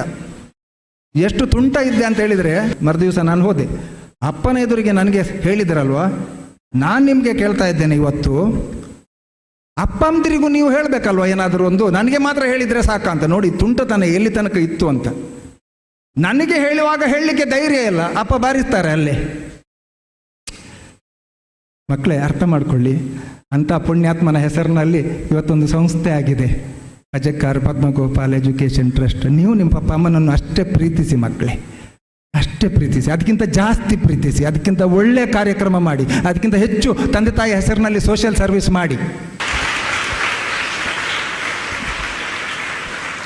ಇದನ್ನು ಯಾಕೆ ಹೇಳ್ತಾ ಇದ್ದೆ ಅಂತ ಹೇಳಿದ್ರೆ, ನಿಮಗೆಲ್ಲ ಕಲಿಯುವಾಗ ನೆನಪಿರುವುದಿಲ್ಲಲ್ಲ ಮಕ್ಕಳೇ, ನಿಮ್ಮ ಜೀವನದೊಟ್ಟಿಗೆ ಜೋಡಿಸಬೇಕು, ಆಗ ಮಾತ್ರ ನೆನಪಿರುವುದು ಅದು. ನನಗೆ ಇವತ್ತು ಈ ಹುಡುಗಿಯ ಕವನ ನಾನು ಮಧ್ಯಾಹ್ನ ಸಿಕ್ಕಿದ ಮೇಲೆ 10 ಸಲ ಬಾಯ್ಪಾಠ ಮಾಡಲಿಕ್ಕೆ ಟ್ರೈ ಮಾಡಿದ್ದೇನೆ, ಆದರೂ ತಪ್ಪಾಗಿದೆ. ಅದು ಸಾಧ್ಯ ಇಲ್ಲ ಸ್ವಾಮಿ. ನೀವು ನಮ್ಮ ಪ್ರಿನ್ಸಿಪಾಲ್ರಿಗೆ ಮತ್ತು ಇವರಿಗೆಲ್ಲ ಒಂದೊಂದು ಕವನ ಕೊಡಬೇಕು, ನಾಳೆ ಸರ್ ಬಾಯ್ಪಾಠ ಮಾಡ್ಕೊಂಡು ಬನ್ನಿ ಅಂತ. 100% ತಪ್ಪಾಗಿ ಹೇಳ್ತಾರೆ. ಮರುದಿವಸ ಬರೆದು ಕೊಡ್ತೇನೆ ನಾನು, ಬೇಕಾದರೆ ಚಾಲೆಂಜ್ ತಗೊಳ್ಳಿ, ಅವರು ಚಾಲೆಂಜ್ ತಗೊಳ್ಳಿ. ಯಾವಾಗ ನಮ್ಮ ಬದುಕಿನ ಭಾವನೆಗಳ ಜೊತೆ ನಮ್ಮ ಬದುಕಿನ ನಡವಳಿಕೆಯಲ್ಲಿ ಅದು ಸಿಂಕ್ ಆಗ್ತದ, ಯಾವಾಗ ಹೊಂದಿಕೊಳ್ತದ, ಅಂಥ ಸಾಹಿತ್ಯಗಳು ಮಾತ್ರ ನೆನಪಿರ್ತವೆ. ಮರುದಿವಸ ನಾನು ನಾರಾಯಣ ನೆಕ್ಕರಲ್ಲಿಗೆ ಹೋದೆ, ತಂದೆಗೆ ಏನು ಅಂತ ಕೇಳಿದೆ. ತಂದೆಗೆ ಹೇಳ್ತೇನೆ, ನೀನು ತಂದೆ ಹತ್ರ ಹೇಳಿದರೆ ಬಾರಿಸ್ತಾರೆ ಅವರು ಅಂತ. ಏನು ಹೇಳಿದ್ರು ಗೊತ್ತಾ? ಕೆಲವೊಮ್ಮೆ ನಿಮಗೂ ಆ ಡೌಟ್ ಇರ್ಬೋದು, ಸರ್ ಇಷ್ಟೆಲ್ಲ ತಂದೆ ತಾಯಿಯ ಬಗ್ಗೆ ನೀವು ಹೇಳ್ತೀರಿ, ತಾಯಿ ಒಳ್ಳೆಯದೇ ಇರ್ತಾಳಾ, ತಂದೆ ಒಳ್ಳೆಯದೇ ಇರ್ತಾರಾ, ನನಗೇಕೋ ಹಾಗೆ ಅನ್ನಿಸ್ಲಿಲ್ಲಪ್ಪ ಅಂತ ನೀವು ಹೇಳ್ಬೋದು. ನಿಮ್ಮ ಚಿಂತನೆ ತಪ್ಪು. ಹಾಗೆ ಒಂದು ವೇಳೆ ಇಲ್ಲದಿದ್ದರೆ ನನ್ನ ಗುರುಗಳು ಈ ಮಾತು ಹೇಳಿದರು. ಏನು ಹೇಳಿದ್ರು ಗೊತ್ತುಂಟಾ? ವಿದ್ಯೆ ಕೊಡದ ತಂದೆ, ಬುದ್ಧಿ ಕೊಡದ ಗುರು, ಬಿದ್ದಿರಲು ಬಂದು ನೋಡದ ತಾಯಿ, ಈ ಮೂವರು ಶುದ್ಧ ವೈರಿಗಳು ಸರ್ವಜ್ಞ ಅಂತ. ಯಾವ ತಂದೆ ಬರೇ ಹುಟ್ಟಿಸಿ ಹಾಕ್ತಾನ, ಯಾವ ತಂದೆ ಹುಟ್ಟಿಸಿದ ಮೇಲೆ ನನ್ನ ಕೆಲಸ ಆಯಿತು ಅಂತ ಪ್ರಾಣಿಗಳ ಹಾಗೆ ಮಾಡಿ ಹಾಕ್ತಾನ, ವಿದ್ಯೆಯನ್ನು ಕೊಡುವಂಥ ಜವಾಬ್ದಾರಿಯನ್ನು ಯಾವ ತಂದೆ ತಗೊಳ್ಳೋದಿಲ್ವ, ಅವ ಮೊದಲನೇ ವೈರಿ ಒಬ್ಬ ವ್ಯಕ್ತಿದ್ದು. ಎರಡನೇ ವೈರಿ ಯಾರು? ಬುದ್ಧಿ ಕೊಡದ ಗುರು. ನಾವು ಗುರುಗಳು, ನಮಗೆ ನಮ್ಮದೇ ತಾಪತ್ರಯ ಜಾಸ್ತಿಯಾಗಿ ಕ್ಲಾಸ್ ರೂಮ್ನ ಒಳಗೆ ಹೋಗುವಾಗಲೂ ಎಲ್ಲಿದ್ದೋ ಚಿಂತನೆ ಮಾಡಿಕೊಂಡು, ನನ್ನ ಎದುರಿಗೆ 60 ಮಕ್ಕಳು ನಾಳೆ ಭವಿಷ್ಯವನ್ನು ಕಂಡುಕೊಳ್ಬೇಕಾದವರು, ಈ ಮಕ್ಕಳಿಗೆ ಸುಸೂತ್ರವಾದಂತಹ ಜ್ಞಾನವನ್ನು ಕೊಟ್ಟು ಅವರ ಬದುಕನ್ನು ಸಾಂಗಗೊಳಿಸುವಂತಹ ಜವಾಬ್ದಾರಿ ನನಗಿದೆ ಅನ್ನುವಂಥ ಬುದ್ಧಿಯನ್ನು ಯಾರು ಕೊಡುವುದಿಲ್ವ, ಅವನು ಗುರು ಅಲ್ಲ, ಅವನು ಎರಡನೇ ವೈರಿ. ಮೂರನೇದು, ತಾಯಿಗೆ ಎಷ್ಟೇ ಹಿಂಸೆ ಕೊಡಲಿ ಮಗು, ಎಷ್ಟು ಹಿಂಸೆ ಕೊಡಲಿ ತಾಯಿಗೆ, ಮಗ ಹುಷಾರಿಲ್ಲ, ಮಗನಿಗೆ ಸೌಖ್ಯ ಇಲ್ಲ ಅಂತ ಹೇಳಿದರೆ ಆ ತಾಯಿ ಬರಬೇಕು. ಬಿದ್ದಿರಲು ಬಂದು ನೋಡದ ತಾಯಿ, ಅದು ಎಷ್ಟೇ ಇರಲಿ. ಆದರೆ ತಾಯಿ ಏನು ಹೇಳ್ತಾಳೆ ಗೊತ್ತುಂಟ ನಿಮಗೆ? ತಾಯಿ ಹೀಗೆ ಹೇಳ್ತಾಳೆ, ನಾನು ನಿನ್ನನ್ನು ಹೆರುವಾಗ ನೀನು ಎಷ್ಟು ನೋವು ಕೊಟ್ಟಿರ್ತಿ. ನಿಮ್ಮ ಮಕ್ಕಳೆಲ್ಲ ಹೆರುವಾಗ ತಾಯಿಗೆ ನೋವಾಗ್ತದೆ ಇಲ್ವಾ? ಈಗೆಲ್ಲ ಫಾರಿನಲ್ಲಿ ಬಂದಿದೆ ಅಂತೆ ಪೇನ್ಲೆಸ್ ಡೆಲಿವರಿ ಅಂತ. Even Zomato delivery is also painful. ನಾವು ಬುಕ್ ಮಾಡ್ತೇವೆ, ಝೊಮ್ಯಾಟೊ ಬರುವಾಗ ಲೇಟ್ ಆದರೆ ಬೆಚ್ಚಾಗ್ತದೆ. ತಾಯಿ ಹೇಳ್ತಾಳೆ, ನೀನು ಹುಟ್ಟುವಾಗ ನನಗೆ ಎಷ್ಟೇ ನೋವು ಕೊಡು, ನಂತರ ನಿನ್ನನ್ನು ಅದರ ಕೋಟಿ ಕೋಟಿ ಕೋಟಿ ಪಾಲು ನಾನು ಪ್ರೀತಿಸ್ತೇನೆ ಅಂತ. ಅದು ತಾಯಿ, ಅದು ತಾಯಿ.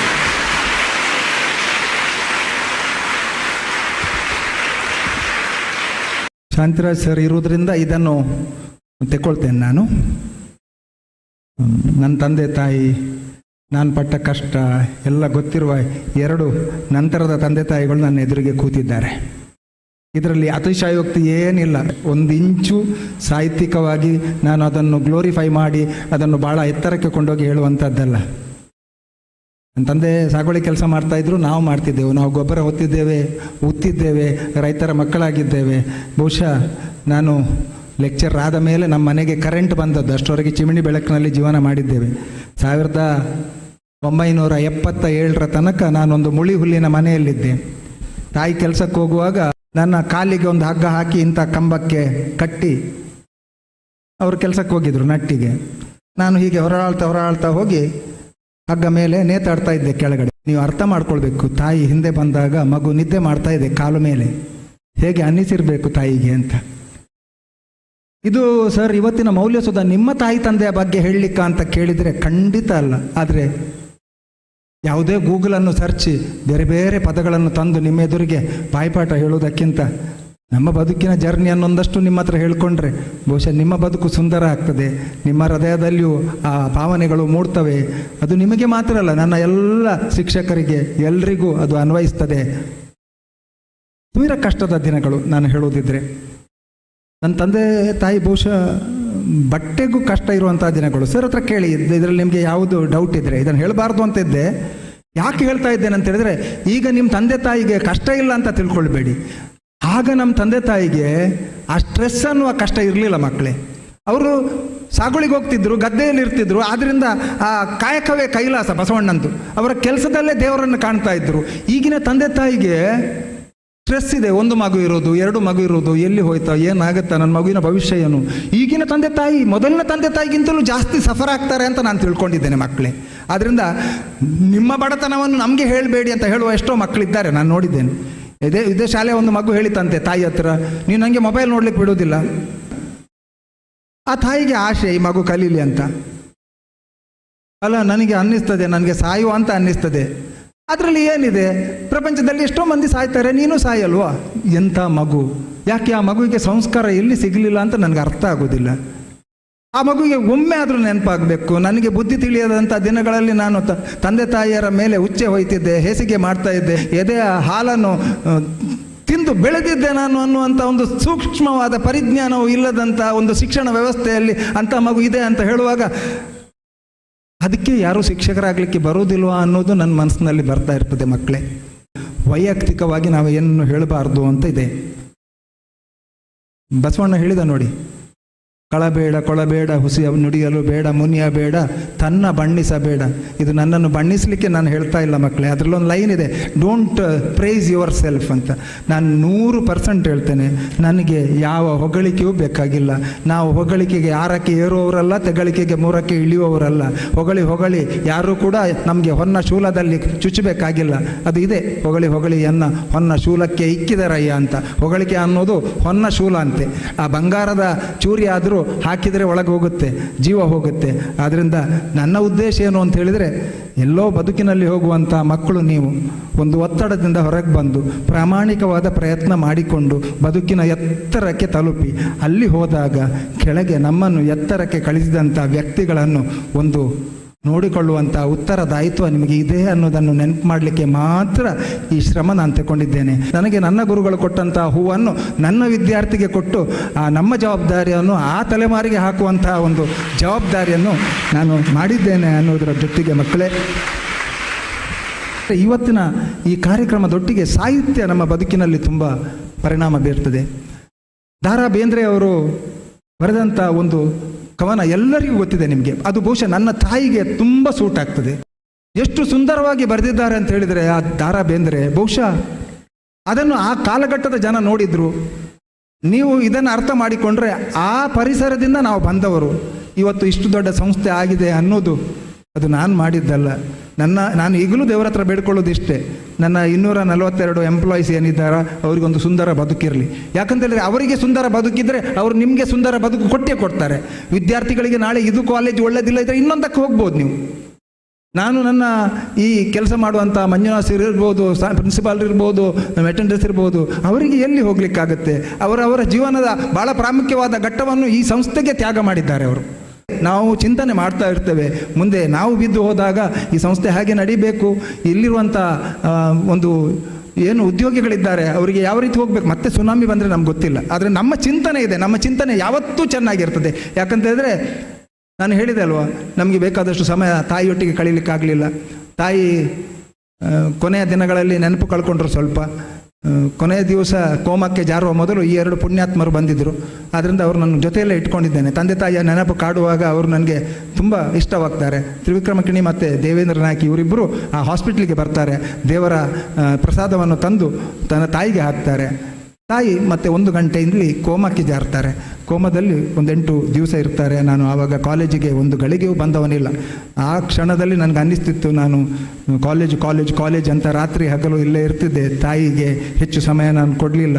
ಅಲ್ಲ, ಹತ್ತಿರದಲ್ಲೇ ಇದ್ದರು, ಹೋಗ್ತಾ ಇದ್ದೆ ಇಲ್ಲ ಅಂತಲ್ಲ. ಆದರೆ ಯಾವುದೋ ಕಷ್ಟ ಬಂದಾಗ ಹೋಗ್ತಿದ್ದೆ, ಬೇಸರ ಆದಾಗ ಹೋಗಿ ತಾಯಿಯ ತೊಡೆಯ ಮೇಲೆ ತಲೆಯನ್ನು ಇಟ್ಟಾಗ ಒಂದಷ್ಟು ಎನರ್ಜಿ ಬರ್ತಿತ್ತು, ಒಂದಷ್ಟು ಶಕ್ತಿ ಬರ್ತಾ ಇತ್ತು. ಹಿಂದೆ ಬಂದು ಕೆಲಸ ಮಾಡುವಂಥ ಶೈಲಿಯೇ ಬೇರೆ ಇತ್ತು. ಯಾವಾಗ ಕಷ್ಟ ಆಗಿದೆಯೋ ನಾನು ಆ ದಿನಗಳಲ್ಲಿ ಯಾವತ್ತೂ ಹೋಗಿದ್ದಿದ್ರೆ ಸ್ವಲ್ಪ ಶಾಂತರಾಜ್ ಮಾಸ್ಟ್ರು ಮತ್ತು ಮಕರಂದ ಟೀಚರ್ ಆ ಮನೆಗೆ ಹೋಗ್ತಾ ಇದ್ದೆ ನಾನು. ಅದು ನನಗೊಂದು ಸೆಕೆಂಡ್ ತಂದೆ ತಾಯಿ ಅನ್ನುವಂಥ ದೃಷ್ಟಿಯಿಂದ ಹೋಗ್ತಾ ಇದ್ದೆ. ಮತ್ತು ಈ ಕಾಲೇಜಿನಲ್ಲಿ ನಾನು ನನ್ನನ್ನು ಹಂಚಿಕೊಳ್ತಾ ಇದ್ದದ್ದು ಬಹುಶಃ ಅನಿಲ್ ಸರ್ ಸಣ್ಣವನಾಗಿ ಮಗನ ಪ್ರಾಯದಲ್ಲಿ ಇರುವಂಥದ್ದು ಅಂತ ಹೇಳಿದರೆ ಅದರಿಂದ ನನ್ನ ಭಾವನೆಗಳನ್ನು ಕಷ್ಟಗಳನ್ನು ಹೇಳ್ಕೊಳ್ಳಿಕ್ಕೆ ಆಗ್ತಿರಲಿಲ್ಲ.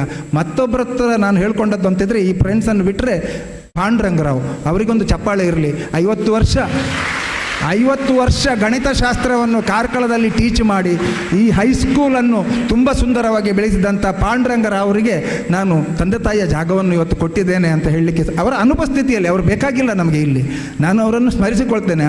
ನಮಗೆ ಭಾವನೆಗಳು ಕಿರಿಕಿರಿ ಆದಾಗ, ಸ್ಟ್ರೆಸ್ಗಳಾದಾಗ ನಮಗೂ ಜನ ಬೇಕಾಗುತ್ತೆ. ವಿದ್ಯಾರ್ಥಿಗಳೇ, ನೀವೆಲ್ಲ ಪುಟ್ಟ ಮಕ್ಕಳು, ನಿಮಗೆಲ್ಲ ನಾವು ಬರೀ ಮಾರ್ಕ್ಸನ್ನು ಕಟ್ಟಿಕೊಡಲಿಕ್ಕೆ ಇಲ್ಲಿ ಇಲ್ಲ. ಒಳ್ಳೆಯ ಫುಡ್ಡು, ಒಳ್ಳೆಯ ವಾತಾವರಣ, ಒಳ್ಳೆಯ ಚಿಂತನೆ ಇದನ್ನೆಲ್ಲ ನಿಮಗೆ ನೀಡಬೇಕು ಅನ್ನುವಂಥ ದೃಷ್ಟಿಯಲ್ಲಿ ನಾನು ಮಾತಾಡ್ತಾ ಇದ್ದೇನೆ. ದಾರಾ ಬೇಂದ್ರೆ ಅವರ ಒಂದು ಕವನವನ್ನು ನೆನಪಿಸಿಕೊಂಡು ಬಹುಶಃ ನನ್ನ ಮಾತನ್ನು ಮುಗಿಸ್ಬೋದು ನಾನು. ಎಷ್ಟೋ ಮಂದಿ ಫಾರಿನ್ನಿಗೆ ಹೋಗ್ತಾರೆ, ಮಕ್ಕಳಿಗೋಸ್ಕರ ಕಷ್ಟಪಡ್ತಾರೆ.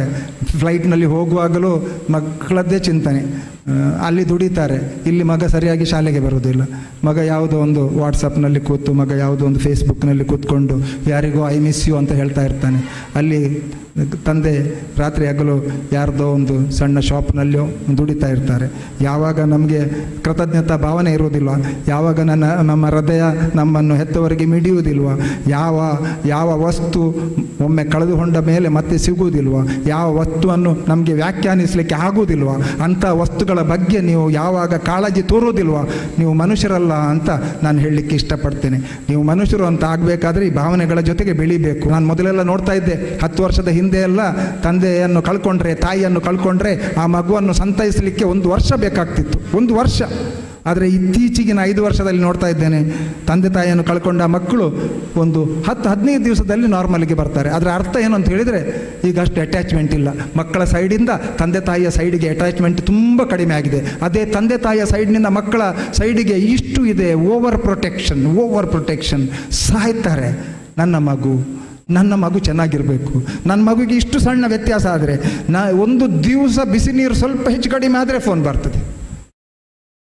ಬರಬಾರ್ದಂತಲ್ಲ, ಎಷ್ಟು ಪ್ರೀತಿ ಮಾಡ್ತಾರೆ ಅಂತ.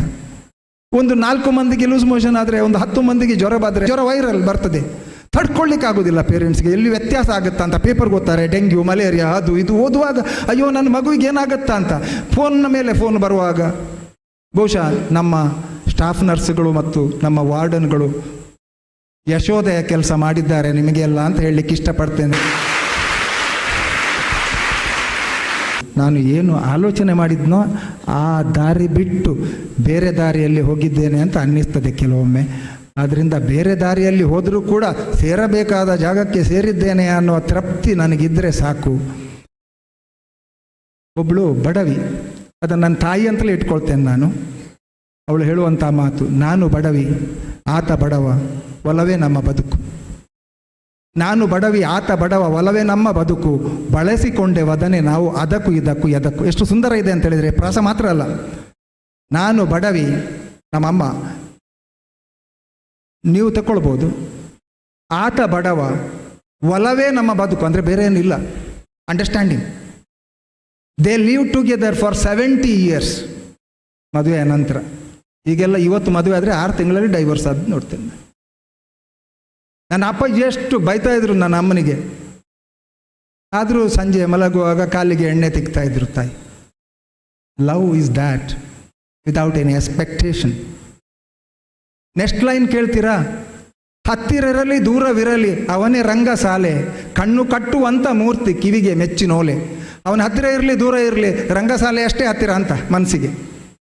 ಕಣ್ಣು ಕಟ್ಟುವಂಥ ಮೂರ್ತಿ, ನನ್ನ ಗಂಡ ನನಗೆ ತುಂಬ ಚಂದ. ಕಣ್ಣು ಕಟ್ಟುವಂಥ ಮೂರ್ತಿ ಕಿವಿಗೆ ಮೆಚ್ಚಿನೋಲೆ.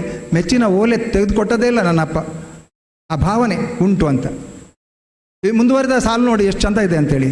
ನನ್ನ ಪಪ್ಪ ನನ್ನ ನೆನಪಿಲ್ಲ ಹೆಚ್ಚಾಗಿ ಬಂಗಾರ ತೆಗೆದುಕೊಟ್ಟದ್ದು. ಬಂಗಾರಕ್ಕಿಂತ ಅಕ್ಕಿ ತರುವುದೇ ದೊಡ್ಡ ಕಷ್ಟ ಆಗಿರುವಂಥ ಕಾಲಘಟ್ಟ ಸರಿಗೆ ಗೊತ್ತಿದೆ.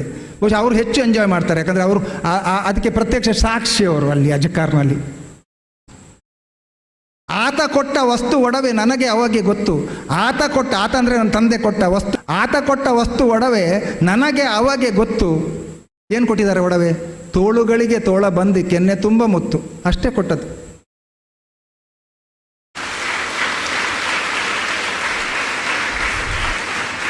ಇದು ಒಂದು ಕವನ ಪೂರ್ತಿಯಾಗಿ ಹೇಳಿಬಿಡ್ತೀನಿ, ಯಾಕಂತ ಹೇಳಿದ್ರೆ ಇದನ್ನು ನಾನು ಬಾಯ್ಪಾಠ ಮಾಡಿದ್ದಲ್ಲ.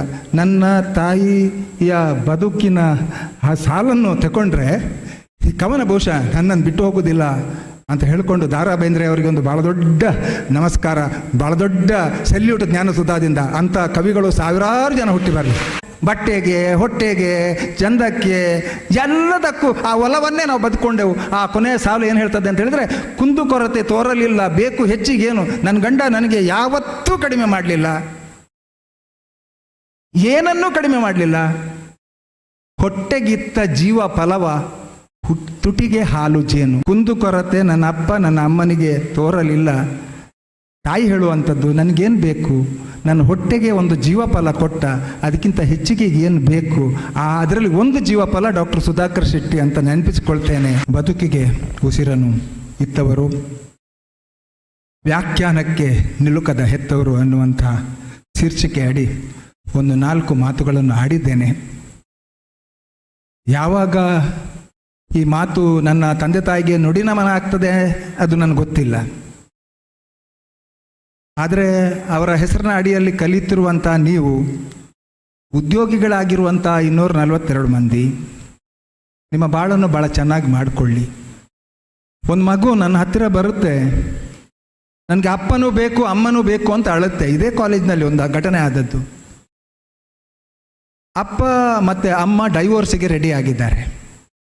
ಮಗನು ಕೋರ್ಟಿಗೆ ಹೋಗ್ಲಿಕ್ಕಿದೆ. ಕೋರ್ಟ್ನಲ್ಲಿ ಜಡ್ಜ್ ಕೇಳ್ತಾರೆ, ನೀನು ಅಪ್ಪನೊಟ್ಟಿಗೆ ಹೋಗ್ತೀಯಾ ಅಮ್ಮನೊಟ್ಟಿಗೆ ಹೋಗ್ತೀಯಾ ಅಂತ. ಈ ಮಾಧ್ಯಮದ ಮೂಲಕ ನಾನು ಅಂಥ ಅಪ್ಪಮ್ಮರಿದ್ದರೆ ಅವರಿಗೆ ಒಂದು ಮೆಸೇಜ್ ಕೊಡಲಿಕ್ಕೆ ಇಷ್ಟಪಡ್ತೇನೆ. ನಿಮ್ಮಿಂದಾಗಿ ಹುಟ್ಟಿದಂಥ ಜೀವ ಹುಟ್ಟುವ ತನಕ ನೀವು ನಿಮ್ಮ ಭ್ರಮೆಯಲ್ಲಿ ಏನಿತ್ತು ಹೇಳಿ? ನೀವು ಕೂಡುವಿಕೆಯಿಂದ ನಿಮ್ಮ ಸುಖದಿಂದ ಹುಟ್ಟಿದಂಥ ಮಗು, ನಿಮ್ಮಿಂದ ಪ್ರಪಂಚಕ್ಕೆ ಬಂದಂಥ ಮಗುವಿಗೆ ನಿಮಗೆ ನಾಳೆ ಹೊಂದಾಣಿಕೆ ಆಗೋದಿಲ್ಲ ಅಂತಿದ್ರೆ ನೀವು ರಾಜಿ ಆಗಬೇಕು. ಮಗುವಿನ ಮುಖ ನೋಡಿ ನೀವು ರಾಜಿ ಆಗಬೇಕು. ಇಂಥ ಒಂದು ಸುಂದರವಾದಂಥ ಅನುಭವಗಳು ತಂದೆಯಿಂದಲೂ ಮಗುವಿಗೆ ಬೇಕು, ತಾಯಿಯಿಂದಲೂ ನನಗೆ ಬೇಕು. ಒಂದು 10ನೇ ತರಗತಿಯಲ್ಲಿರುವಂಥ ಒಂದು ಮಗು ನನಗೆ ತಂದೆಯೂ ಬೇಕು ತಾಯಿಯೂ ಬೇಕು, ನಾನು ಯಾರೊಟ್ಟಿಗೆ ಹೋಗಬೇಕು ಅಂತ ಕೋರ್ಟ್ನಲ್ಲಿ ತೀರ್ಮಾನಿಸುವಂಥ ಕಾಲಘಟ್ಟದಲ್ಲಿ ನಾವು ಇರಬಾರ್ದು. ಅಂಥ ತಂದೆ ತಾಯಿಯರು ವೈಮನಸ್ಸು ಇರ್ತದೆ. ನನ್ನ ತಂದೆಗೂ ತಾಯಿಗೂ ವೈಮನಸ್ಸು ಇರಲೇ ಅಲ್ವಾ? ಇತ್ತು. ಅದನ್ನೆಲ್ಲ ಬಿಟ್ಟು ಒಂದು ಮಗುವಿಗೆ ಸುಂದರವಾದ ಬದುಕು ಕೊಡಬೇಕು ಅನ್ನುವಂಥ ತಂದೆ ತಾಯಿಯ ಸಾಲಿನಲ್ಲಿ ತಂದೆ ತಾಯಿ ಇರಬೇಕು ಅನ್ನೋದು ತಂದೆ ತಾಯಿಗೆ ನಾನು ಕೊಡುವಂಥ ಮೆಸೇಜ್. ಟೀಚರ್ಸ್, ಬಹುಶಃ ಜ್ಞಾನಸುಧಾದ ಟೀಚರ್ಸಿಗೆ ಮತ್ತು ಎಂಪ್ಲಾಯೀಸ್ಗೆ ನಾನೇನು ಹೇಳಬೇಕಾಗಿಲ್ಲ. ನನ್ನ ಭಾವನೆಗಳನ್ನು, ನನ್ನ ಪಲ್ಸನ್ನು ಅರ್ಥ ಮಾಡಿಕೊಂಡು ನನಗೆ ಒಂದಿನಿತು ಬೇಸರ ಆಗದ ಹಾಗೆ ಈ ಒಂದು ನೌಕೆಯನ್ನು ಭಾಳ ಚೆನ್ನಾಗಿ ಕೊಂಡೋಗ್ತಾ ಇದ್ದಾರೆ. ಅದರ ಪಾಲ್ದಾರರಾದ ಎಲ್ರಿಗೂ ಸ್ಮರಿಸಿ ಇವತ್ತು ನನ್ನೊಟ್ಟಿಗೆ ಇಲ್ಲಿ ಬಂದು ಕೂತಂಥ ನಿಮಗೆಲ್ಲರಿಗೂ ಧನ್ಯವಾದ ಹೇಳ್ತಾ, ವಿದ್ಯಾರ್ಥಿಗಳೇ, ನನ್ನ ಮಾತುಗಳನ್ನು ಒಂದು ಸ್ವಲ್ಪ ನಿಮ್ಮ ಹೃದಯದ ಒಳಗೆ ಇಟ್ಟುಕೊಳ್ಳಿ. 9 ತಿಂಗಳು ಹೊತ್ತು ತಿರುಗಾಡಿದ ತಾಯಿ ಮಾತ್ರ ಅಲ್ಲ, ಆ 9 ತಿಂಗಳ ಒಳಗಿನ ಬರುವಿಕೆಗೆ ಕಾದು ನಿಂತ ಸ್ವಾಗತ ಕೋರುವ ಅಪ್ಪ ಮಾತ್ರ ಅಲ್ಲ, ನಂತರದ ಜೀವನದ ಉದ್ದಕ್ಕೂ ನಿಮ್ಮನ್ನು ಅವರ ಹೃದಯದಲ್ಲಿ ಹೊತ್ತು ತಿರುಗುವಂಥ ಪಪ್ಪ ಅಮ್ಮನನ್ನು ಯಾವತ್ತೂ ಆನಂದ ಬಾಷ್ಪವಲ್ಲದೆ ಬೇರೆ ರೀತಿಯ ಕಣ್ಣೀರು ಬರದ ಹಾಗೆ ನೋಡಿಕೊಳ್ಳಿ ಅನ್ನುವ ಮಾತಿನೊಂದಿಗೆ, ಎಲ್ಲೋ ಹುಡುಕಿದೆ ಇಲ್ಲದ ದೇವರ ಕಲ್ಲು ಮಣ್ಣುಗಳ ಗುಡಿಯೊಳಗೆ, ಇಲ್ಲೇ ಇರುವ ಪ್ರೀತಿ ಸ್ನೇಹಗಳ ಗುರುತಿಸದಾದೆವು ನಮ್ಮೊಳಗೆ. ಇದು GS ಶಿವರುದ್ರಪ್ಪ ಅವರ ರಚನೆ. ಇದು ನನಗೆ ತುಂಬ ಸುಂದರ ಗೊತ್ತುಂಟು. ಅದರ ನಂತರದ ಸಾಲುಗಳು ಭಾಳ ಚಂದ ಇವೆ. ಮತ್ತು ಎಲ್ಲಿದೆ ನಂದನ, ಎಲ್ಲಿದೆ ಬಂಧನ, ಎಲ್ಲ ಇವೆ ಈ ನಮ್ಮೊಳಗೆ. ಎಲ್ಲಿದೆ ಬಂಧನ, ಎಲ್ಲಿದೆ ನಂದನ, ಎಲ್ಲ ಇವೆ ಈ ನಮ್ಮೊಳಗೆ. ಒಳಗಿನ ತಿಳಿಯನ್ನು ಕಲಕದೆ ಇದ್ದರೆ, ನೋಡಿ ಬಾವಿಯಲ್ಲಿ ನೀರಿರ್ತದೆ, ನೀವು ಕಲಕದಿದ್ದರೆ ಮೇಲೆ ತಿಳಿಯಾದ ನೀರಿರ್ತದೆ. ಒಳಗಿನ ತಿಳಿಯನ್ನು ಅಂದರೆ ದೂರ ಹೇಳೋದು, ಕಿರಿಕಿರಿ ಮಾಡ್ಕೊಳ್ಳೋದು, ಅಸಮಾಧಾನ ಮಾಡೋದು, ಹೊಟ್ಟೆ ಕಿಚ್ಚಿ ಮಾಡ್ಕೊಳ್ಳೋದು, ಅವನು ತಪ್ಪಂತ ಹೇಳೋದು. ಒಳಗಿನ ತಿಳಿಯನ್ನು ಕಲಕದೆ ಇದ್ದರೆ ಅಮೃತದ ಸವಿ ಇದೆ ನಾಲಿಗೆಗೆ. ನನ್ನ ಬಾಯಿಯಲ್ಲಿ ಬರುವಂಥ ನಾಲಿಗೆಯಲ್ಲಿ ಅಮೃತ ಬರ್ತದೆ. ಈ ಕೊನೆ ಸಾಲು ತುಂಬ ಚಂದ ಉಂಟು ನೋಡಿ. ಹತ್ತಿರವಿದ್ದು ದೂರ ನಿಲ್ಲುವೆವು, ಹತ್ತಿರವಿದ್ದು ದೂರ ನಿಲ್ಲುವೆವು. ಹೇಗೆ? ನಮ್ಮ ಅಹಮ್ಮಿನ ಕೋಟೆಯಲ್ಲಿ, ನಮಗೆ ಅಹಂಕಾರ ಈಗೋ ಹತ್ತಿರವಿದ್ದು ದೂರ ನಿಲ್ಲುವೆವು ನಮ್ಮ ಅಹಮ್ಮಿನ ಕೋಟೆಯಲ್ಲಿ. ಎಷ್ಟು ಕಷ್ಟವೋ ಹೊಂದಿಕೆ ಎಂಬುದು 4 ದಿನದ ಈ ಬದುಕಿನಲ್ಲಿ. 4 ದಿನ ನಾವು ಬದುಕ್ತೇವೆ, ಒಳಿತು ಮಾಡು ಮನುಷ್ಯ ಅಲ್ವಾ? ಆ 4 ದಿನಕ್ಕೆ ಈಗೋ ಯಾಕೆ ಅಂತ ಕೇಳ್ತಾರೆ. ಎಲ್ಲೋ ಹುಡುಕಿದೆ ಇಲ್ಲದ ದೇವರ ಕಲ್ಲು ಮಣ್ಣುಗಳ ಗುಡಿಯೊಳಗೆ. ಇದು ತಾಯಿಗೆ ಹೇಳ್ಬೋದು, ತಾಯಿ ಅಷ್ಟು ದೊಡ್ಡ ದೇವರು ಇಲ್ಲ ಅಂತ. ನೀವು ಕಲ್ಲು ಮಣ್ಣು ಗುಡಿಯೊಳಗೆ ಹುಡುಕುವ ಬದಲು ನಿಮ್ಮ ಮನೆಯಲ್ಲಿ ನಾಳೆ ಹೋಗ್ತಿರಲ್ವ, ನಿಮ್ಮ ತಾಯಿ ತಂದೆಯನ್ನು ಹುಡುಕೊಳ್ಳಿ, ಅವರೇ ನಿಮ್ಮ ಪಾಲಿನ ದೇವರು ಅಂತ ಹೇಳಿಕೊಂಡು ನನ್ನ ಮಾತು ಮುಗಿಸ್ತಾ ಇದ್ದೆ.